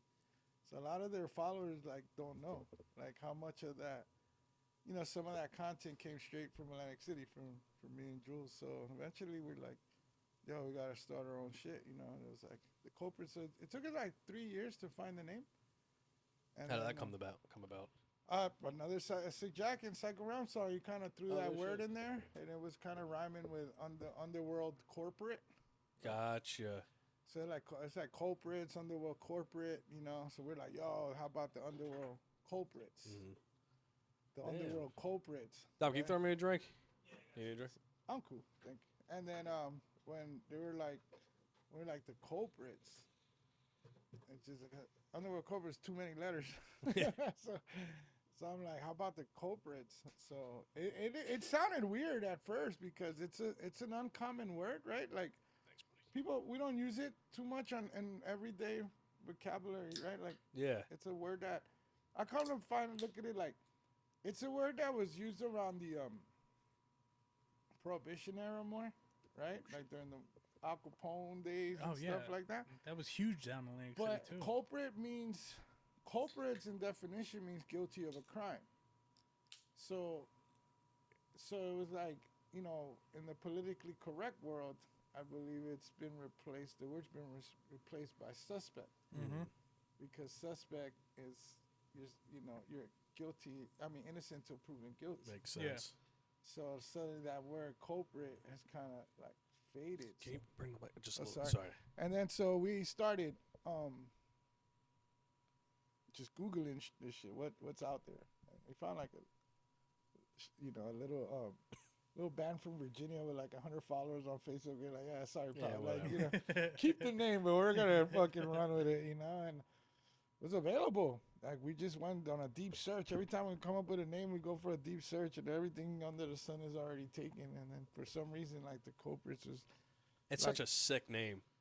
It's crazy. It grew on me first. Yeah. I didn't really like it, I'll be honest. I like that it was original. Like Yeah, to, it's like what we're gritty, doing. you know what I mean? Yeah. But I really, really like the sound wasn't it because I'm like, like, well, what's the culprits? Like, how are you the culprit? Like, and then, but it was interesting, right? It was like when I looked up like in definition, it's like guilty of a crime. All right, so what's the crime here? We're not committing crimes, right? So why he's in the fucking name, right? And it's like, well, we are the fucking crime, right? Because I remember moving to veterinary, like I tell you, I grew up by the Coliseum in LA. I'm a big Raiders fan. So my first Fucking winter, what kind Raiders. of jacket you think I You got? got the Raiders starter Got the jacket. fucking Raiders. No, they were Yeah. all sold out by the time I got right? But yeah, I got some Raiders shit. My boy was from LA. He was rocking King shit. And the police would see us and they would pull us over all the time. How many times are we not discriminated just by being who you are? So You know what I'm saying? You guys were styling and getting profiled. So it's like, well, we're doing streetwear. So you are the culprit. Yeah. So exactly. what's the culprit? It's like, what crime? None. Being ourselves, that's been the crime. But that's to, flip the narrative now and say, okay, judge us, right? Judge me all you want. But I'm sure by the time you get to know me, you'll learn something. You'll have Absolutely. you know what I'm saying? And Yeah. I think that's the beauty. Can't judge a book by its cover. That's the beauty of it. You know what I'm saying? Like that's the you pull them in with this, and then you hit them with the other shit, which is, I think it's amazing. It's like it goes back to just creativity, and it just goes back to like the things that we love, and I think it's cool. Like we could be anything in life, Yeah. right? But I said to myself, like, it don't matter what I'm doing. If I got money, I'm going to go buy a pair of sneakers. I'm going to go buy a jacket. I'm going to go buy clothes. Right? Sounds like our weekend. Right. Yeah. You got to go to work. Everybody got to go to work. Even me that don't want to go to work, I have to tell myself, you got to go to fucking work. Right? Hate getting up, go to work, go do something you don't want to fucking do. It's life. That's life if that's how you want to live it. Right? Yeah. I said, you know what? I want to wake up and get some new hoodies. I'll go pick up the new hats. That was me today. Yeah, like, yo, we're going to go get those Bader Field jackets. Or like, yo, we're doing an event tonight. Yo, we're going to Los Angeles today. Like, Yeah, I'd rather wake up to do that shit. Absolutely. Oh, yeah. You know, hands so down. like when they say like, you know, if you like to food, if you like food to cook, open a kitchen. Mhm. Well, I like fucking clothes since I was a kid. Not the best dressed, the best dressed, but we've always lived through that. You know, it's always been such a part, you know, of who we are. So everything just started like making sense. It's like, well, this is something I'll never get fucking tired of, fucking clothes. You know, and Everybody wears clothes. a lot of and a lot of those things goes back to the question is like the inspiration came from. I might have seen a rap video, you know, 30 years ago and saw a jacket or a colorway that now that I'm making my shit, I might as well, you know, take that idea. And that's how it came up with like white on burgundy, just certain shit that I saw through the years that I didn't get to have. That was my favorite hoodie, that burgundy one. Yeah, I got for you. and Oh, just like dude. He used to wear that burgundy Every hoodie day. all to the rub time. it in. I only made one in that color in burgundy. I rarely like make. I stick to the original. I have brand. pictures of him wearing that hoodie. Yeah, I wish it still fits. I don't know where it is. I gotta find it. But it's funny because I was just telling Dane, I was like, Dom was there you were there from the very beginning of Yeah, the man. Culprits. Yeah, like Yeah, you saw the whole shit unfold, you know. And so when we came up with the name, I got more into screen printing. Like I wanted to learn, like, look, we can sit here and talk all the business. Like we said, we have ideas. All right, where's the fucking money? Yeah. Like, you know, because that's what it takes. So we were talking shirts, like, and everyone's like, "Oh, the name," and you know, everybody's already splitting the money and shit. I'm like, You gotta, it's that's not right. there You yet. gotta, you he's gotta put like, it back but in. who's printing the fucking shirts? Yeah. Where are we buying the shirts? That became my concern. Like, you know, it's like that became my focus. Business, what business? We don't have a business. You know, like, you know, later on we had to register as a business for You get yeah. your LLC, for other trademark. purposes, you know. But my job was learning how to print. So a lot of those first prints, you know, like that we did. I had an apartment on Hartford Avenue next to the Knife and Fork Inn. My dad, God bless his soul, got me that press. You know, he was like, "You need your own press." I was trying to do shit with friends. It wasn't working out, and he was like, "Nah, every man needs his own tools. You know, you need your own fucking press." I was like, "Well, okay, you know." Good man. Yeah, and I still use that press to this day, man. You know what I'm saying? It's fucking awesome, man. Shit has got me out of a lot, you know. But yeah, I started printing T-shirts in my apartment. And just like we'll start here, and it was the first prints. It was Paul. Shout out Paul Castro. Yeah, right? Paul Castro, bro. Paul, Going you know, by DJ Nomad now. yeah, so he was like Jules was doing all his graphics for his CD covers, all his artwork, you know, and those days, you know, and he was like a slash photographer. So when he got the gig at the Mix, you know, he was allowed being with like a contract, like an outside contractor, right? He could bring his little entourage, you know? And being that Jules was this graphic guy, already working on his stuff, and we used to all just always like hang out together.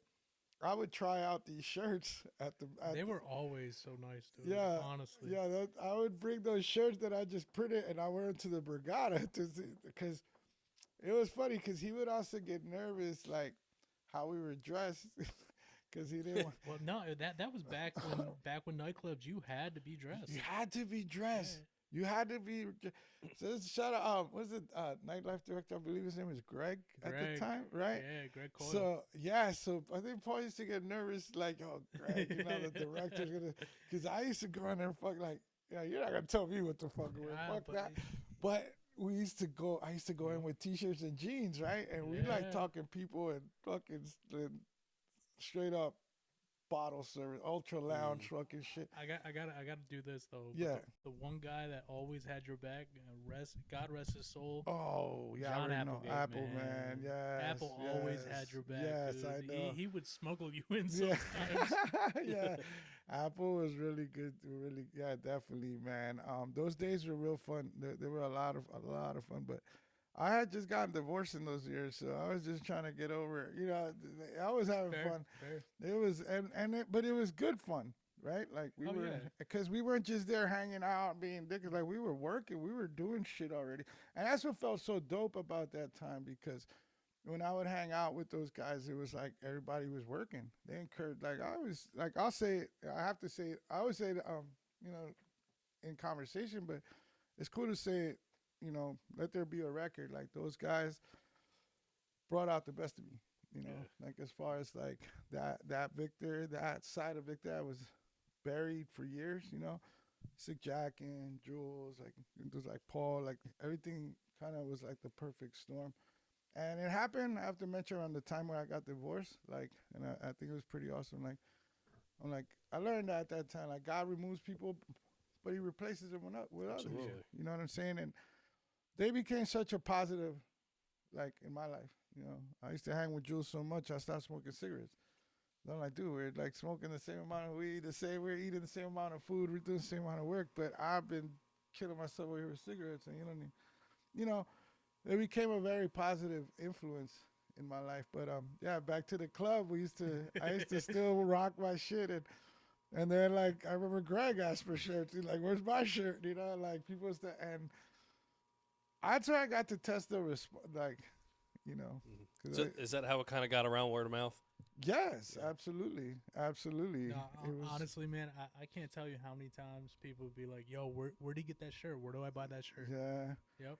It was cool, but it was the perfect setting. You know, it's like here we are in this super fucking fancy spot at the time, you know, with the most beautiful people in the fucking world, and I'm proud to be in there in a t-shirt and fucking jeans, you know, because I worked the casinos all my life. So Because you got people being like, "Yo, he's in a t-shirt and yeah, jeans. How the fuck did he he's get fine, in? yeah, Who is that?" exactly. Yeah, Exactly. man.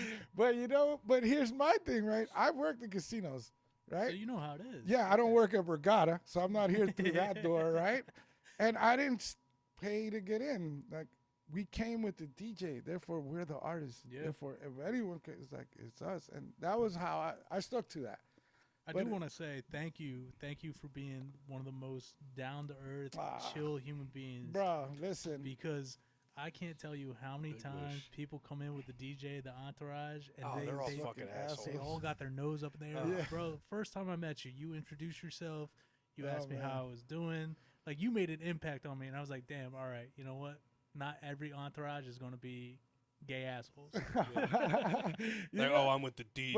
But you know what, Dom? Right back at you, bro. Because I was just telling Dane outside. I was like, you know, I always love you, bro. I was like, because you were never a fucking hater.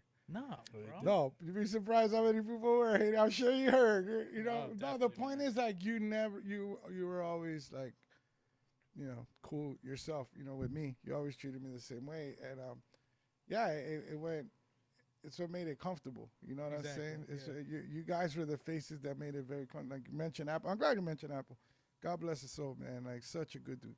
You know what I'm saying? But yeah, I will get into my shits with him, and then I have to talk to Apple, and he'll say, "Stay home for a couple of weeks." You know what I'm Yeah. saying? But overall, I think I did good. You know what I'm saying? Like, again, man, those are positive outlets, man. I remember one day, J Dub. So Paul has. I'll tell this. I'll bounce around this story. He has a group of people up there that James Boise. He wanted them out. But again, you know, I guess the politics of, you know, the contracts or whatever. He just goes like, "Hey, Vic, I need you to do me a favor. I need you to get those guys off the stage, right?" Like, all right, I got you. So I did what you guys do. Hey, can I talk to you? Classic move. Yeah.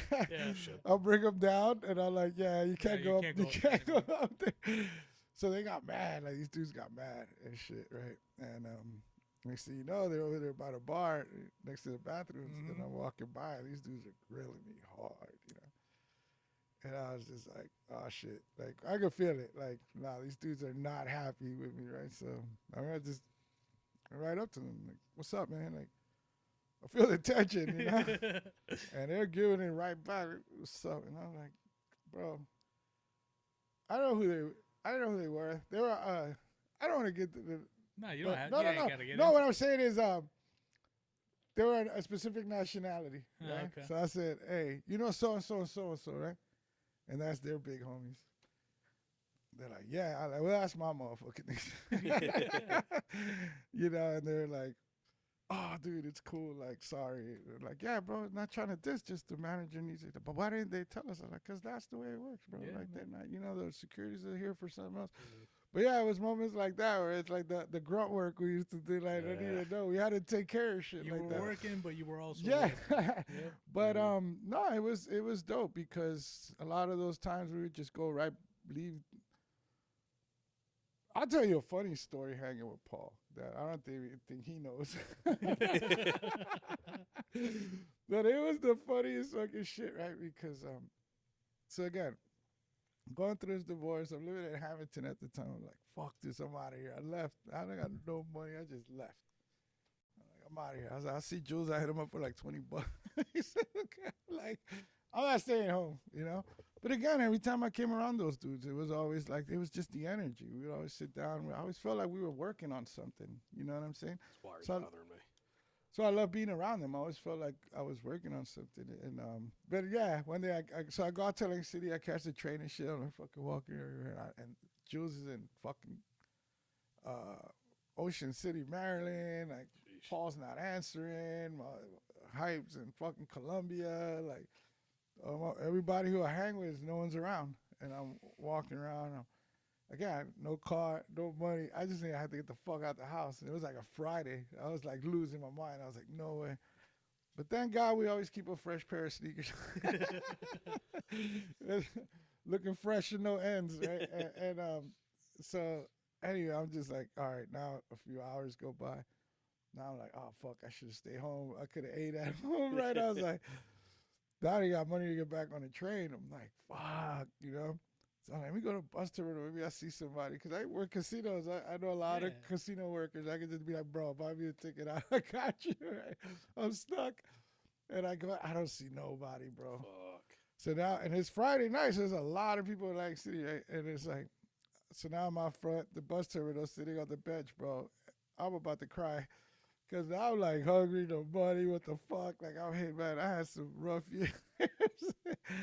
And all of a sudden, I get a call from Paul. He's like, yo, where you at? And I was like, I'm right here in front of the bus terminal. He's like, oh, you just got here. Good. I was like, yeah, I just got here. He's like, I'm on my way. He's like, what are you doing? I'm like, no. He's like, I'm on my way. I need you to DJ this. He's like, I need you to do this private with me at Brigada. I'm like, all right, cool. So he like pulls up. Fucking Mercedes Benz, right? And I'm like, no, I'm in this. You know, I sit inside. He's like, oh, bro, it's gonna be fucking cool. You look nice, bro. And I'm like, thanks. And he's like, all right, cool, yeah, because I got some people coming. I need you to take care of them, and you know we're gonna kill it. And he's like, you hungry? Come on, let's go to McDonald's. And I'm like, all right, Yeah, you know, I'm like, sure. And we go to McDonald's. He's like, I got some weed right there, bro. Roll that shit. Next thing you know, we walk in. You guys are all there doing pre-shift. One of those nights where we just walk in regular. We eat McDonald's in the back before the party. Next thing you know, bro, we're up there drinking with the most beautiful women. I got the smoke thing. I'm blowing it, and I'm like, yo, these people only knew.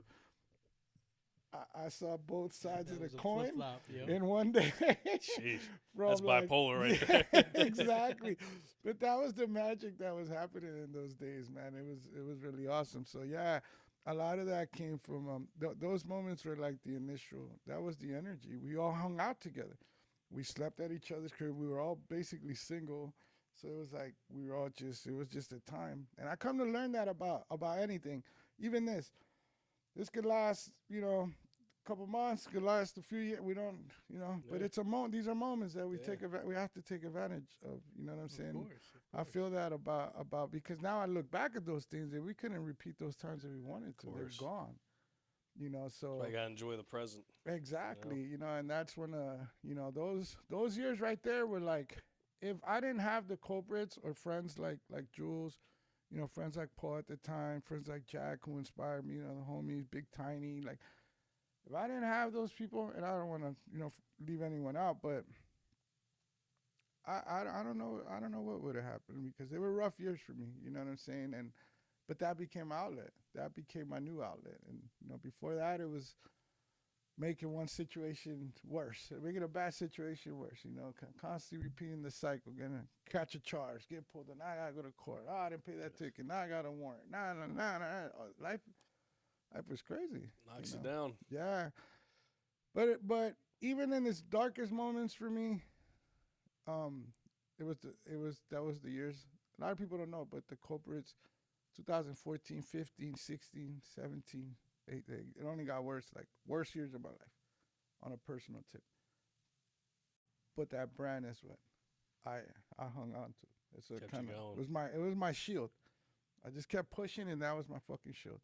It's like, you know what, fuck the world, the culprits, Yeah, right? exactly. Like that's what I had to like, and you know, I quit my job to do the culprits. You know, it's like I lived it.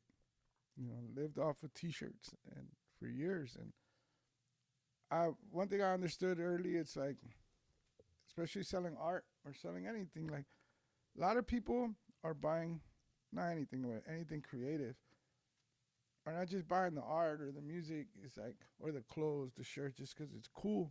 Like, people are more buying into the story. Mm-hmm. Yeah. So what's your story? Like, who the fuck are you? Yeah. Well, I don't believe in the fake it till you make it shit. Yeah, and I think that's still faking it. You know what I'm saying? Um, you have to live it. You have to walk the walk. You have to, you know what I'm saying? And I just felt like at that time, that's what I had to do, because that's what life was done. Like, God put these people in your life for a reason. Take advantage of it. You know, so I never went to school. I'm not a graphic designer by trade. No one taught me, like, now people learn how to play guitar. I wish I could do that. I don't know, but I learned how to print T-shirts. So it's like cool, you know. But yeah, those years,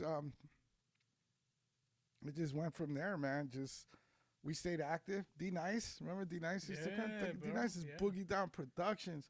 Talking about, yo, I need that hat. That hat, we gave him bags of fucking shirts. You're like, here, bro. Every time he came down, you know. Yeah, a lot of people got to see it through. And then we started doing our own events, and that was cool too, because events I think are really cool, because it's like your own like your own presentation. You know what I'm saying, to the people. And Atlantic City, I don't think, like, you know, I really had that. You know, you came to events at Vagabond, or yeah. So it was like, it was awesome, man. It was like good run, but streetwear was also in a different. There was a lot of, you know, brands like Crooks and Castles, the Hundreds, all these brands that were like very inspiring too, because streetwear was, you know, exploding. You know, LRG. Now I'm getting nerdy with the streetwear shit, but LRG made 170 million that in 2007. We're talking. I remember they were huge, LRG was man. big. I never liked Yeah. it, but that was. So I'm like, yo, give me fucking 1% of that. I'll be fucking happy. Yeah. Seriously, you know, and it's like, oh, we might, you know, like, let's take a shot at this shit. But honestly, you know, we took it to LA, you know, and thank God, you know, Jack, again, being the homie, man, he was like, once we spread it out to everyone, they started wearing this shit. You know, we met the boys from Jedi Mind Tricks crew, you know, Outer Space, from Army of the Pharaohs. They went on tour with sick. Vinny Paz. They went on tour with Vinny Vinny Paz Paz, and rules. we shot them gear. And they were on the West Coast, like, rocking our shit, and it was dope because it was Philly in the building with the beards and the fucking like, it was and they're rocking Culprits, and I thought that was so awesome, because they were playing in front of the same crowds, the same Psycho Realm crowds, so they were familiar with us already. So to see the Philly cats bring it too, it was like, I think was such a, like, to me, was such a proud moment. It's like, yo, we exist in this underworld. You know what I'm saying? You ever meet Ill Bill? I did. Yeah. I did. I have. That was. Yeah. Is he cool? He's a cool Yeah, dude. I can I believe met him. Yeah, we're not like friends or anything like that, but we were backstage at that Cypress Hill show because it was La Coca Nostra, Oh, okay. and it was actually the day his daughter was born. Oh, and, shit. And on the Instagram, she's like in her 20s now, and I'm like, holy fuck! I remember when, Nice. like, but yeah, nah, he was cool, man. Like, a lot of those dudes I got to meet through Jack, and they know who's with Jack is cool. So it's like, Yeah. I've had the privilege to meet a lot of legends. A lot of legends through Sick Jack, and man, it's like made things very, very surreal sometimes. The shows are always like, Psycho Realm shows are always like the dopest moments. I counted them 17 Psycho Realm shows, and they've only played like 2-3 times, maybe 3-4 times here. The rest are all in the West Coast. They gotta come back. Yeah, I Rock was. Club, where you at? Yeah, no, I was actually had them. I'm gonna now like excuse myself because I had the event for a Culprits planned for August, and they were I on remember board. that, I was gonna yeah. have Psycho Realm with Gutter Drunk. Damn, that'd no have been so way. We were really gonna fuck it Gotta up, get man. Will on here. But hopefully, like we'll get another shot at it, man. Like to be honest with you, it has to happen. yeah, because it's no, they want to do it. That was awesome, everybody. But it was a lot of moving parts, and it was like a lot to handle by myself, man. And I just had to help. Well, yeah, it was just really like it's work, bro. Listen, yeah, I've got nothing to do for the next 8 weeks. right. Yeah, right. take advantage. Take Yeah. advantage, dude. Exactly. No, it was a lot going on, and I just felt like you know what, it'll be good for the brand, but Victor can't really. It's not really good for Victor right now. You know what I'm saying? I gotta stay my. You gotta stay your course. Yeah, man. right now I do. Information. Right now I do because not to fast forward it, but it's like through the brand, I also like experienced a lot of depression and anxiety, which I hate fucking admitting, bro, because it's not a cool thing. It's not a choice. It's not me feeling sorry for myself. It's literally like depressed. Like you just feel like it's the worst feeling. No, you don't want to do anything. it's fucking You don't wanna get up, crazy, you don't want to eat. You don't want to sleep. But I was so I don't know what the fuck is going on. So like when I started going to therapy, like that was like all new to me. So when they talked about medicine, like I took it and I hated it. And Same. Yeah, it makes a shell of a person. Yeah, Yeah. bro, I was You're not staring yourself. out I lost like two sets of car keys. I like fucking had like 9 parking tickets. Like the mailman used to yell at me that I don't take out the mail. Like it was. No, it changes you. That medicine. I was that weird. medicine- My hair got all patchy and shit. Yeah. Like I started losing hair. I gained so much weight. I still got Lexapro at CVS waiting for me. Never picked it Yeah, up. no, it was crazy. it. It was like crazy moments, So and at the same time, the brand is growing, and then you're exposing yourself more. So now you're on a spotlight. You have a little spotlight following you around, right? But people can relate to you know what I mean, especially with the whole depression and ever getting through that as well. I'm glad when people, That's the thing. I mean, you're sitting next to 2 guys that have dealt with that, man. Yeah, You're no, looking at it right now. No lie. I tried to kill myself twice. Wow. Yeah. It's one of those things where like, in the moment you feel like you're alone and nobody can relate to you, but I think people thought I was good. You left me. Yeah. Yeah. You had a tattoo of you. But that's the thing is like people will look at you, and because you carry yourself a certain way, people think you're fine. How you doing? I'm good. When deep down, How you doing? No. I'm good. Living the dream. I'm good. Yo, how you doing, bud? Oh, Even man, if I everything's wasn't, good. I'm not gonna fucking I'm not tell gonna you, admit bro. it. Like I'm not gonna admit it. Yeah. How many drinks are do we have in our set this time? Yeah. Give me a sip of alcohol. I'm fucking depressed, and I want everybody Yeah. to know how sad I am. No, and Me. it was started like 10 years ago, and so even less people were talking about it, and I think a lot of people also, this is around the time I had the store at the Arts Garage. I think a lot of people just thought I was fine. Like, oh, he has his brand, he's working on his shit, he's cool. Don't check in on it. It became eventually, because, Jules left, like, you can say like the first half with Jules, the second half without him. By the time he was gone, like that shit became so, and life had changed. People had to not, whatever. Eventually, it turned into the most loneliest shit I ever did in my life. That was the most depressed I've ever been. Was during when I had my store in Ocean City. I was I was fucking 300 pounds depressed. People were taking money from me. Everybody wanted something for free, which you definitely understand that one. Where's my shirt? Yeah, exactly. Yo, where's my shirt? Yeah, I owe you a shirt, motherfucker. Yeah. I'm sitting behind a desk all day. Yeah. So I had to learn how to deal with those things. I had to find my own way, natural ways to deal with those. And I remember back in like 2016, 17, like that, it was like juicing. I found like green juices, right? I bought a juicer. It was amazing. I started losing mad weight. But it's such a hard thing to keep up with. I gotta get a juicer. Yeah, it was such a hard thing to keep up with. Like, it's not hard to fall off, let's just say, and you keep at it. But no, it's just like trying different things. I refuse to take this medicine. Like, It's terrible for you. I just felt, but I think some of my heart always told me, you were never like this. You were the fucking life of the party when you walked in the room. Where's all this? Dude, you remember Freddie? God bless his soul, man. Freddie. Freddie. With the Rest kidney in issue. peace. Yeah. Yeah, Nah, he No, it wasn't kidney. It was his heart. it was his Oh, heart. the heart. Yeah, he was like Yeah. second on the list too. A lot of He was- people don't he know was- this. I said this to Freddie because I had a partner. God bless his soul, man. Yeah, he was He used to awesome. love fucking. He used to stay with the respect like Yo, city for hat. real, Right? He's like, honestly, every day. that's how I all met him. day. He's like, I need that fucking hat. Like, but he they were having a benefit for him one time at this is when I knew I was fucked up. They were having a benefit for him at Anthem. Yeah, I think so. Anthem. It was definitely an Anthem. And Yeah. I remember Yeah. Oh, they have a like, sign from there. From Anthem? Yeah, No. I thought they did. and this is after once we had the shop open. I remember walking, going to Tropicana, brand new pair of fucking Jordans, some brand new Levi's, the Baderfield jacket, hat, brand new with the orange shit. Like I'm all like, had this little outfit I'm gonna wear, right? Man, I remember walking up. I was across by like where Rerot was and shit. I stopped and I'm watching all these people going in, guys, girls, and they're all like at the door. Everybody looks happy, and I'm walking in by myself. And all I could think about, like, I'm wearing all this shit like that just says, "Look at me."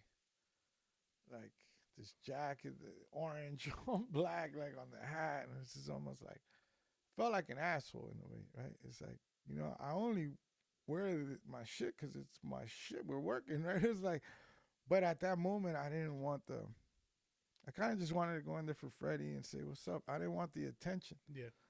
Like, and in any way, good or bad, you know, but I felt more like I didn't have the strength to even walk in there. I remember, again, brand new everything. I just ripped off tags and busted out new shoes and everything for this event. And I went straight home and took off all my shit, got my sweatpants and fucking rolled a blunt, ordered some, you know, cheese sticks It's and depression. just popped in a movie and rather be alone, you know, and a lot of people didn't know that. And I remember telling Freddie later, sorry I didn't come to your event, but like, and I told him much later, like, I was really fucked up. Like, that's when it was scary because who's to say you're coming out of these things? You know what I'm saying? Mm-hmm. So I had to weather a lot of fucking. You remember when I was living by the beach on Yeah. Seaside Avenue? Like that apartment, I love that apartment, but I Great do not miss it. You know what I mean? Because it was like at times like a cave. You Yeah, know? it sucks you in. And but one thing that I was grateful for is that I lived alone. I don't know how, and I was able to go through those things alone. I didn't have to burden anyone with those things. You know what I'm saying? So Sometimes good and bad. sometimes that's the best, you know. Yeah. Because when you have people constantly checking up on you, going, "Hey, are you okay? Are you okay? Are you Yeah. okay?" Hey, big It- guy. Yeah, you're not able to open up. yeah, But when you're sitting down and you're going through it alone, and you can actually, it's like hearing static all the time, yeah. right? But then sometimes, I'm not saying all the time, but sometimes when you're alone, that static clears out and you can actually hear yourself think. Yeah, absolutely. No, and I remember coming home one day, I ate like 9 caps at Paris Rush, and I went right Best back times. to that apartment because the psychedelics was. I looked up the natural ways of fucking dealing with this mental shit, man. And for me, Microdose that's what truths. tripping is. Like people you look at me like I'm crazy all you want. Like I know what helps me. You know what I mean. But that specific, I remember running home, freaking out like a video game, getting home and shit. And just it was a summer night. I left all the doors open, the windows open, and that breeze going through. I just laid there in the dark, listening to music, just chilling. It's like the most beautiful like experience, and it takes that. But you know what's funny? Around that time, that's when I would get calls from Will Boothby Yeah. about Great guy, man. about Love Will. I love all man, of it. honestly. yo, we need some shirts, you know. And a lot of times I know, you know, shout out to Will, like he did it to keep me going. Like it's not gonna bother you with how you're doing. Like I tattooed him one day. Oh, really? I was so fucked up and depressed and in a funk, right? I think my energy was so bad that I think he caught it. And instead of hearing me listen to me, bitch, He gave you an outlet. he said, "You want to tattoo me?" In other words, like, shut the fuck up and Good just guy. tattoo me and do something.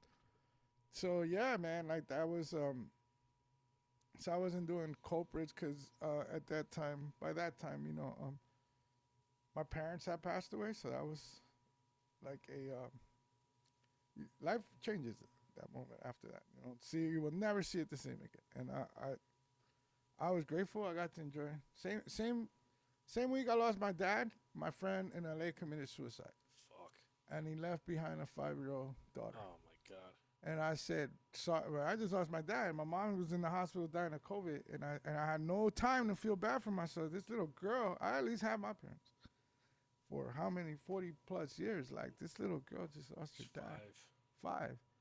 There's no time to feel sorry for yourself. It's like you have to now learn life. You have to accept life now. And that shit is a transition, man. That, yeah, sorry, I don't want to fucking answer fucking emails or DMs right now or your fucking hoodie, you know, from a stranger. And it's not like, yeah, you want to meet strangers. That's how you meet people. But at those moments, I just did not have the energy to keep doing this brand that it's like it doesn't stop, you know, which is a good thing, but it's also like doesn't stop. People don't forget there's a person there. It's bittersweet. Yeah, they forget. Yeah. So I had stopped doing it completely, and during those years, I was just kind of laying in bed for months at a time. You know, Will was one of those dudes, you know, that came around and, you know, we did gutter. When I had to pay rent, you know, I hit him up, like, yo, I got these hoodies. Can I use gutter drunk? He's like, bro, do whatever the fuck you want, you know, and like, you know, and it was awesome. Kind of kept my head in the game for a little while. You know what I'm saying? So, yeah. When are they playing again? December 20. I know that. Oh no shit. Yeah, I I just spoke to Tom. He said, yeah. Pop out for that. The old Christmas show. That's the only times I get drunk. You want to see me Christmas drunk? Show? The last 2 years, yeah, the last 2 Christmas shows. We went to the last Christmas show. You were there too. I was drunk as being there. 5 IPAs. You don't remember being there? We ended up pulling up, and they were walking in the rain with their gear. We packed them in your car. That wasn't Christmas. no Christmas was idea. cold as fuck. I vaguely remember that. Yeah. Yeah. But what's next on the list for you now? well, you know what? Thank God, like, I feel better. You know, I feel good. You know, I had to again take time for myself. You know, that self-care shit is real. Need to do it. You have to. You have to. I'm definitely a huge advocate on therapy, man. Yeah. I'm glad to hear that you. I go to therapy every week, man. I jump on my phone. I do it through my phone. Yeah. You know. Better hope. I hit the gym this year, man. Like that shit. Yeah, looking good, man. Thank you, man. Like that shit. I mean, I just lost between, you know, somewhere between 40, 50 pounds clearly. Good for you, brother. Of what? 40, 50, 45 pounds of what? That's Stress, depression, all Yeah, that man. shit. You know what I mean? All that shit. And I mean, it's like, if you look over here, man, this is my this is outlet. fucking awesome, bro. That's what I pay every month. Like, this is cool, but you know, I was telling Dane on the way over here, I didn't even mean for it to happen. You know, I wanted to do that event, and then I kind of like, nah, this ain't good for me personally right now. I don't want to owe money later, be in debts that I like. Nah, I couldn't do it, and I was like, I'd rather cancel it and feel like shit now than, you know, have to regret it later. You know, and then but then that mural came about, and it's a big mural. You know, yeah, Thing's huge. it's a whole Yeah. fucking almost half a block. I'll tell you this, man. Like, the person I was, because I didn't get to paint so much. I never got to do things like that. But this one, it was just like, it was time. You know, it was offered. And I'm like, dude, you're doing this. You know, like, I was still anxious. I was still, don't notice it. Like, people don't notice it. You know what I'm saying? But I felt like, person I was before it was, I'm a different person walking out of that situation because even I couldn't, like, you know, it's dope. It's what I was telling you, like, because my story is like, this is not, yes, it's always been a part of me, but as far as practicing like murals, I never got to, no one taught me, I've just been able to fill the holes now with the internet, okay? But eventually, yeah, it blew my mind. I'm like, dude, you still got, like, I'm telling my, like, 48 years old, I feel like I'm just starting, like, my best art is coming Just out. beginning. Yeah, and it's fucking nuts because it's like, what is life telling you? And then you got the Culprits doesn't fucking go away. No. Can I tell you what I like about the Culprits real quick? Yeah, please. So what I like about the Culprits, so if you look at it now, like, let's say streetwear brands, and you got like Dirty Politics, you have Clearly Fade and stuff like that. But like the core beginning of like there wouldn't be them without the Culprits. You know what I mean?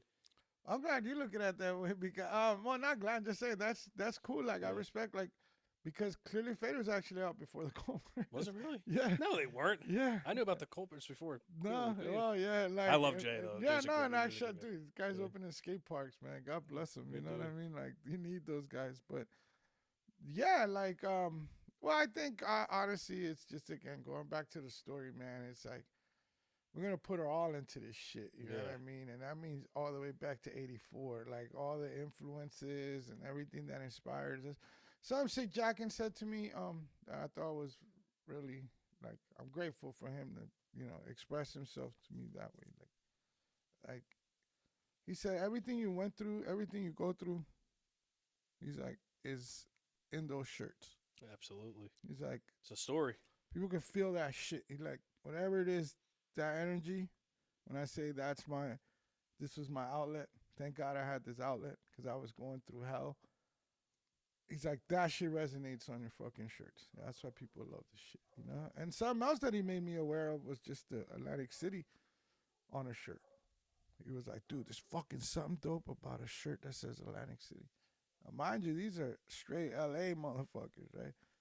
And again, come from where I come from, so I really identify with these guys. And they say, Atlantic City, fucking dope. I'm like, really? Like, so, because you think only people in Atlantic City want to.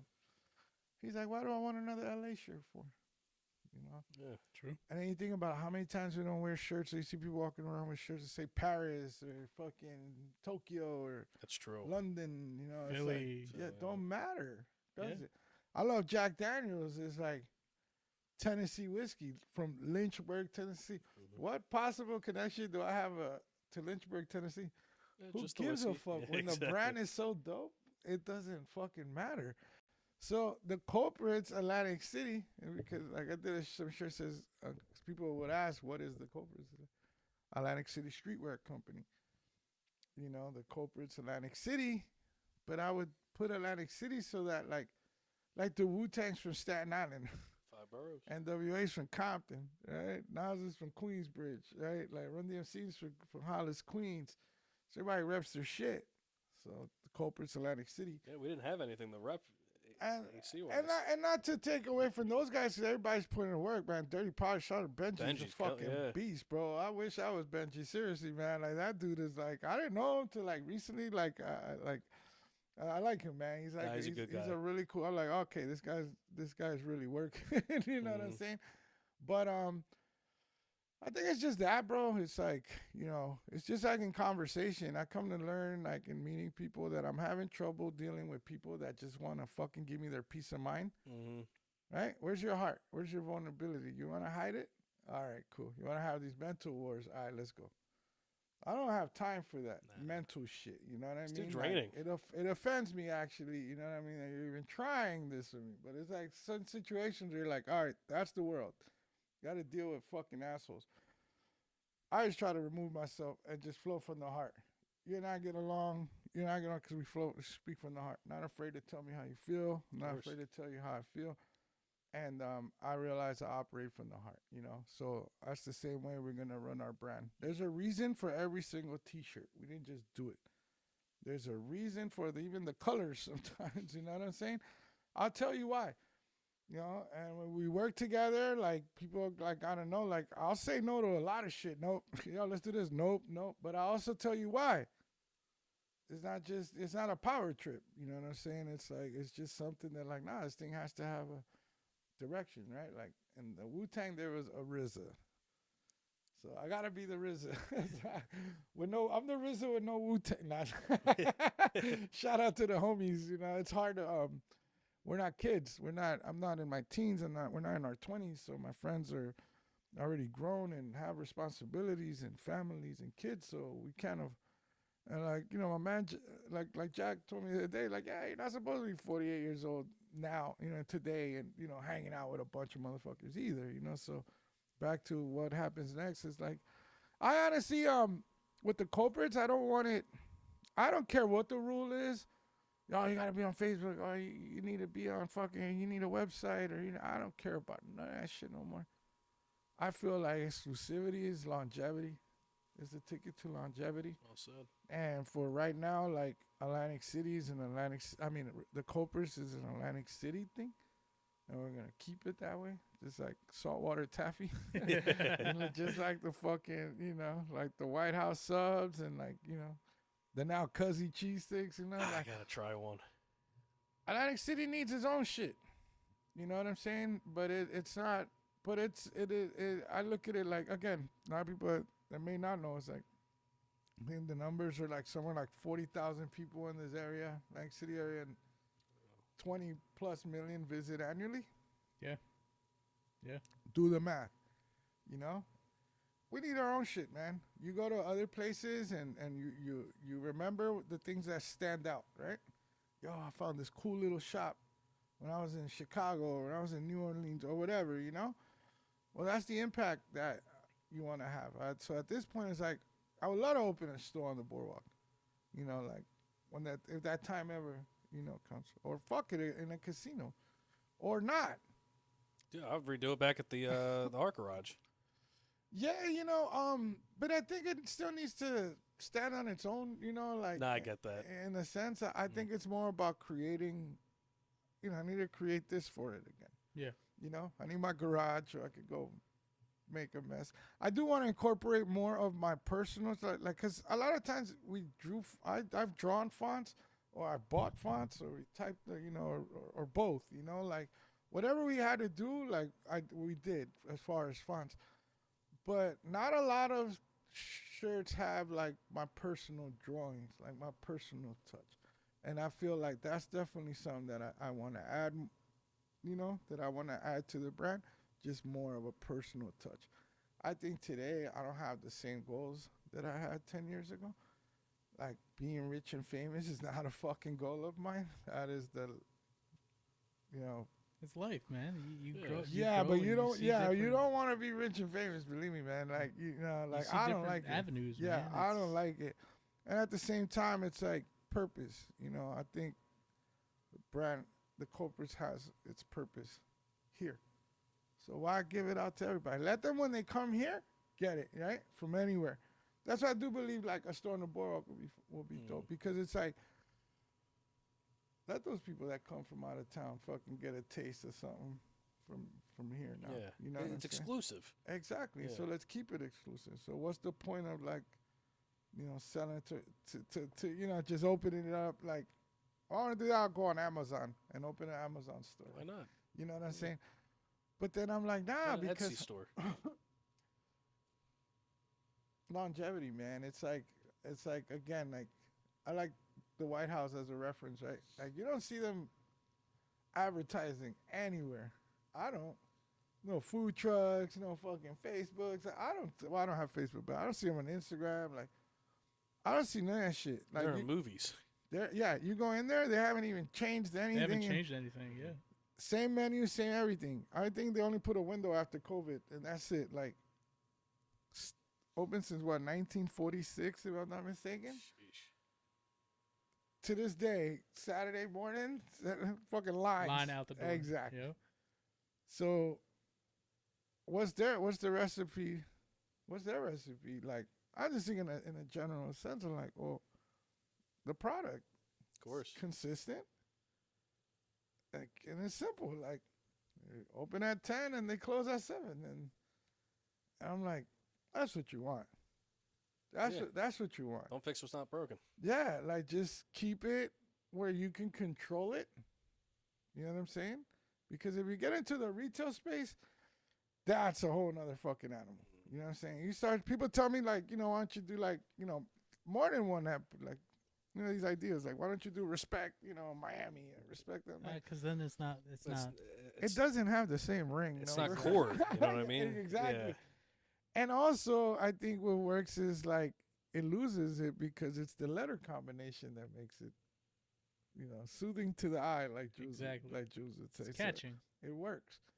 So it's like, nah, man. I think it's better when My boy Tiny, man. Shout out to Tiny. He did our Culprits logo, the one that is the oval, the hand script. Like it has a nice script. That's not typed. That's drawn like originally, like specifically for us, man. Like shout out to my boy Big T. But we brought him out here to Atlantic City one time. He was going to Germany.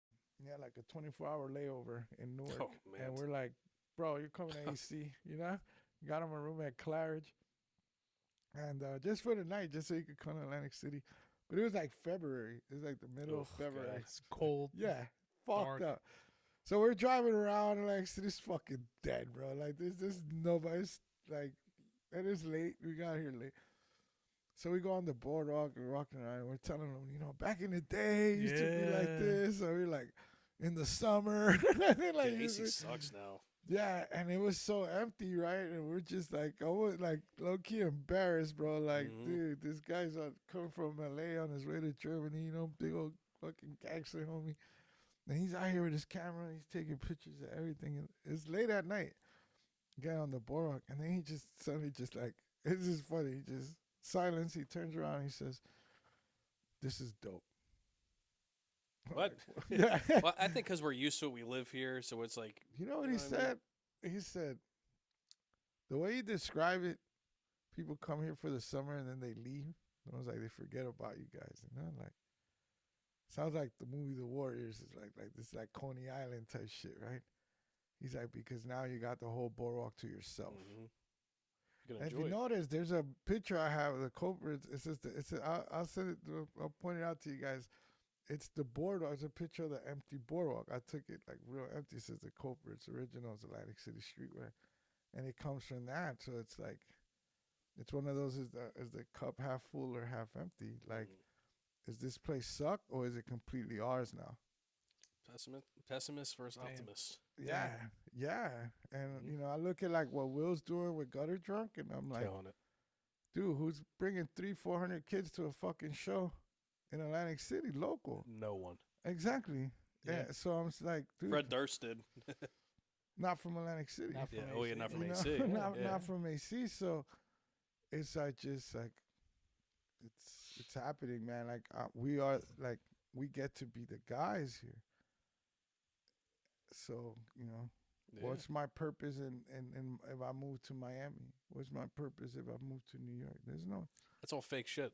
Well, you know, I don't think it's. I mean, off the door, yeah, it's easy. Nah, they got their shit out there too, man. We're Jules got the plug in with some real solid homies out there, like dudes that are all tied in with people from LA. Like it's all one big network. When I think of Miami, I think of like fake fucking like bimbo chicks, like trying to like do OnlyFans. Yeah, no, that's it's like I tell people about Atlantic City. That's the obvious, right? Like when you see the obvious, like when people are like, oh, Atlantic City, well, that's fucking obvious. You know what I mean? Nah, I like that. That like, does it suck or is it ours now? That's what are you gonna do about it?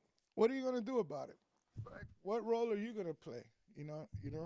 Just hanging out, staying out the way. I like the mural we did because it was right in Midtown Atlantic City, right there, right now. You know what I'm saying? In black and white. We don't need no fancy color, and we need it to rep the fucking city. Fuck that. Waiting for the out-of-towners to come. It says right there real big, I smoke Atlantic City. I weed plant Atlantic City real big. And we got our own shit. That shit speaks in other ways. That shit has a reach the internet doesn't have. You know what I'm saying? People, the artists, see that shit. This is how we communicate. That's what graffiti is. That's what murals are. It's a language between ourselves, man. Like, it inspires. It gets people to say, yo, all right. They can tell by how good the artwork is. People, I don't know if people can follow what I'm saying, but it's like, you know who's who. You know, it's like in music, we know other things, but as far as art goes, we know when you see something and it's like, all right, they're doing it. Like, all right, this place is official. Like, I went to Denver. I'm like, I saw a lot of LA influence, but it was like top of the line. I was like, all right, they're competing in Denver with the graffiti. You know what I'm saying? Like, you can tell. And I just felt like, all right, well, we can have and not that I'm saying on some hater shit, but like we can have a bunch of out-of-towners come and paint, or we can have a bunch of people that are just starting, it's cool, whatever, or we could really fucking, I could sit there, I could sit here and watch it, or do something about it. You know what I mean? Keep complaining about it, or just say, hey man, you want this beautiful house? I mean, it's run the fuck down, but it's yours. Yeah. So what would you do? All right, well, I'm gonna work on this. I'm gonna get Dane. Dane knows how to do this. I'll get so and so. He'll come do the roof. This guy do the deck. This like. I think and it's happening now more than ever because I've been in actually 35 years now. I think it's really fucking dope. Like again, going back to the whole Anchor, the Orange Loop shit, like all the parties, Tina, all the beach events, like that whole crew, like David Earl with the emo parties and like all this shit is like. But then you got like Cardinal, you got like all the everyone, like Tony's, everything just bounces, it's bouncing all over. Yeah, and. You never saw that shit before. There's more. Yeah, the Orange Loop, they're building up very nice. There's more community now than ever. Yeah. There's less casinos, but there's more community, and people are. That's what we need. Moving back into AC and getting these little fucking cool apartments out next to the fucking fentanyl. Right next to the 7-Eleven. You see those condos they're building on Kentucky? That's insane. Yeah. So what's that mean? There's a future coming. Thankfully. Stay with it. Hell yeah. You know what I mean? Because those condos have like roofs, like decks on the roof. If you haven't noticed, like they're pretty fucking sick. They're trying to make it nice. Yeah, beachfront living, man. Like get with the fucking program, man. This is one of the last places you can still live on the beach, bro, and kind of afford it. You know what I'm saying? It's like fucking dope. Atlantic City is oh my god. I've personally lived in Atlantic City the last. I got that apartment in 2011. And like I moved back to, and then I'm talking just going Pleasantville, living around here, but yeah, I've lived uptown now the last like 6-7 years. It's a nice spot. Yeah, like so I got to see the whole fucking town, like living, and partaking with different sections, and it's like, it has its challenges, like definitely, but. Politics is not my thing. I'm powerless over what the fuck the state's gonna do, the city's gonna do. True. 100%. But can contribute to like what we're gonna do, and you guys doing stuff like this. You guys are raising awareness. Yeah. And it's local shit, and it's dope. We need it. Yeah, we love bringing on we're bringing Dave on. Okay. Yeah, you know Dave, Black Dave. Oh yeah, yeah, Dave. Dave on. Who's Dave on? You're bringing Dave on. Yeah. Dave, the dope fiend shooting dope. You know what I mean? Yeah. He's not. No, that's cool. He's gonna give you. He's gonna give you Atlantic City. That's exactly why we're bringing him on. Like, how was AC back in like? He knows it in the 80s. Exactly. How was AC back in the 50s? Yeah. Nah, he's not during the Jim Crow era. Dave, how was AC in the 40s? No, we're gonna do something with the Summers Point Cigar Lounge guy. Okay. Yeah, so it's like the local, like the local people. We love the. But it's cool because they're your friends. Yeah, exactly. We're friends. Yeah. You don't have to reach out, and that's what I feel so lucky with. It's like, I wanted to do that show with Gutter Drunk and Psycho Rome. It's like because I finally wanted you guys to finally all know what inspired me and what inspires the Atlantic City shirts everybody loves. It has its root in Los Angeles, and I'm from Los Angeles, but also what I saw what the homies are doing in LA, I did it out here, and thanks to them, we have these shirts now, so to me, it's all part of the fucking story now, and the story, talking about a story, it's like, again, what I feel that's what people are really buying into, like, but you can't fake your fucking story. You can only I feel so lucky we just did a drop, right? Pre-order sales, I haven't sold stuff in a couple years, and just to get the response that people still fucking want this shit. I didn't know you did that. Yeah, and it's like, it's one of those things that I just said that I was telling Jules, I'm like, dude, just the fact that these people just trust me and they say like, send him the money and he's the guy, and it's like, that didn't come. Can't buy that. We built that. Absolutely. What we did back then. It's the name. However or whatever it was, I just know that I've walked away from it. And no matter how hard I try, I can't shut that shit fucking down. Like Culprits are forever.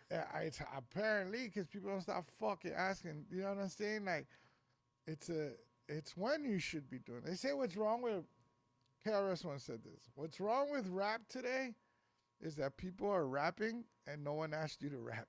Yeah. Because you grew up, I'm sure you knew who the one rapper guy was in your neighborhood or in your school, right? Yeah, yeah.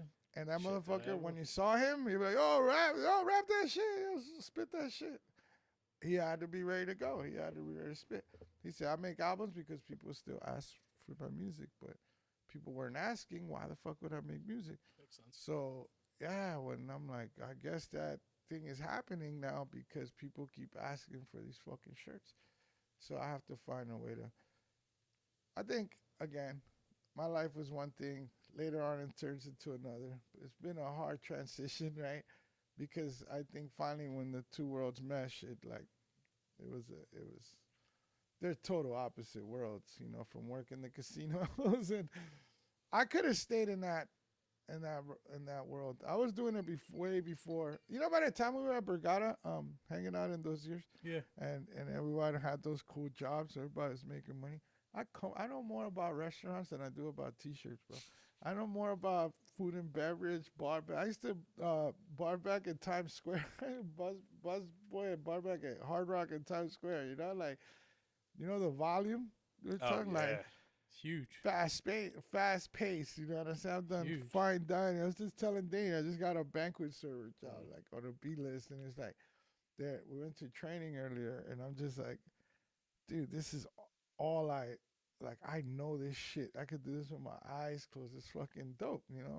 But I couldn't do that back then because I would quit. I don't want to be here. Like today in life now, learning to balance.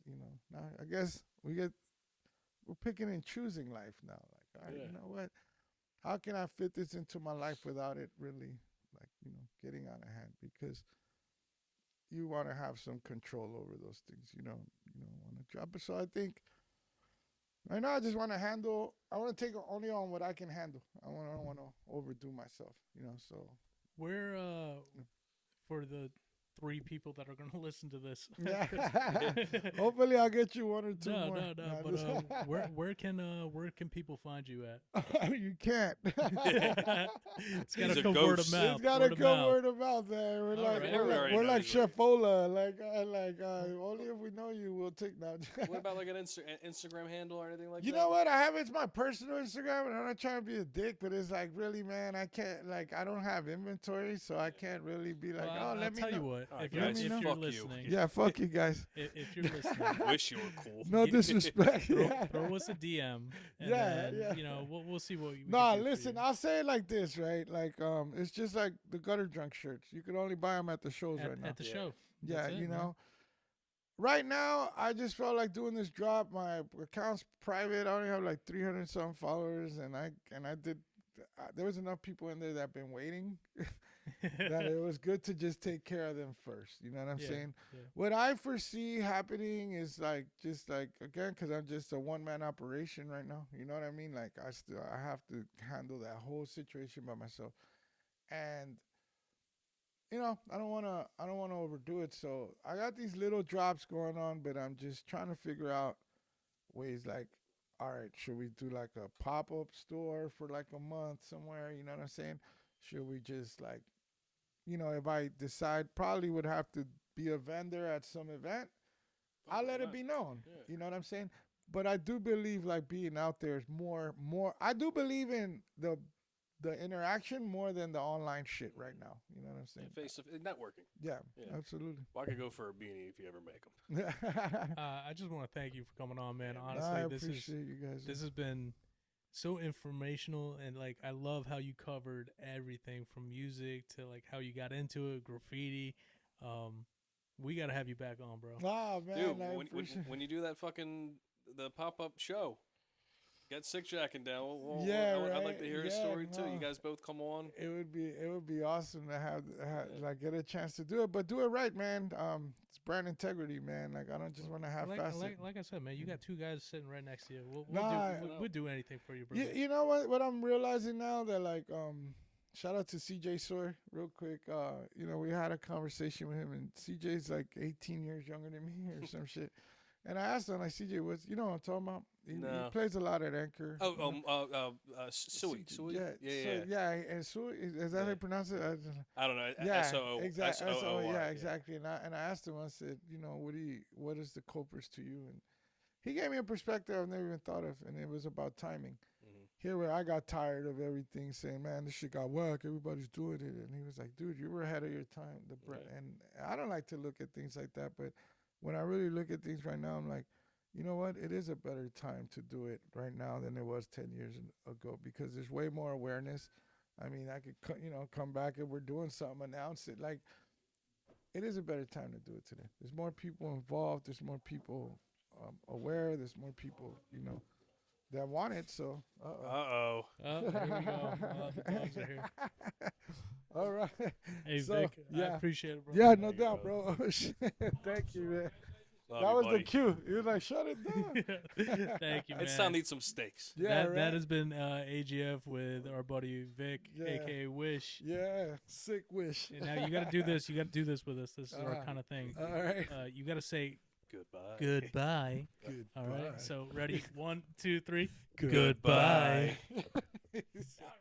All right. That's so funny.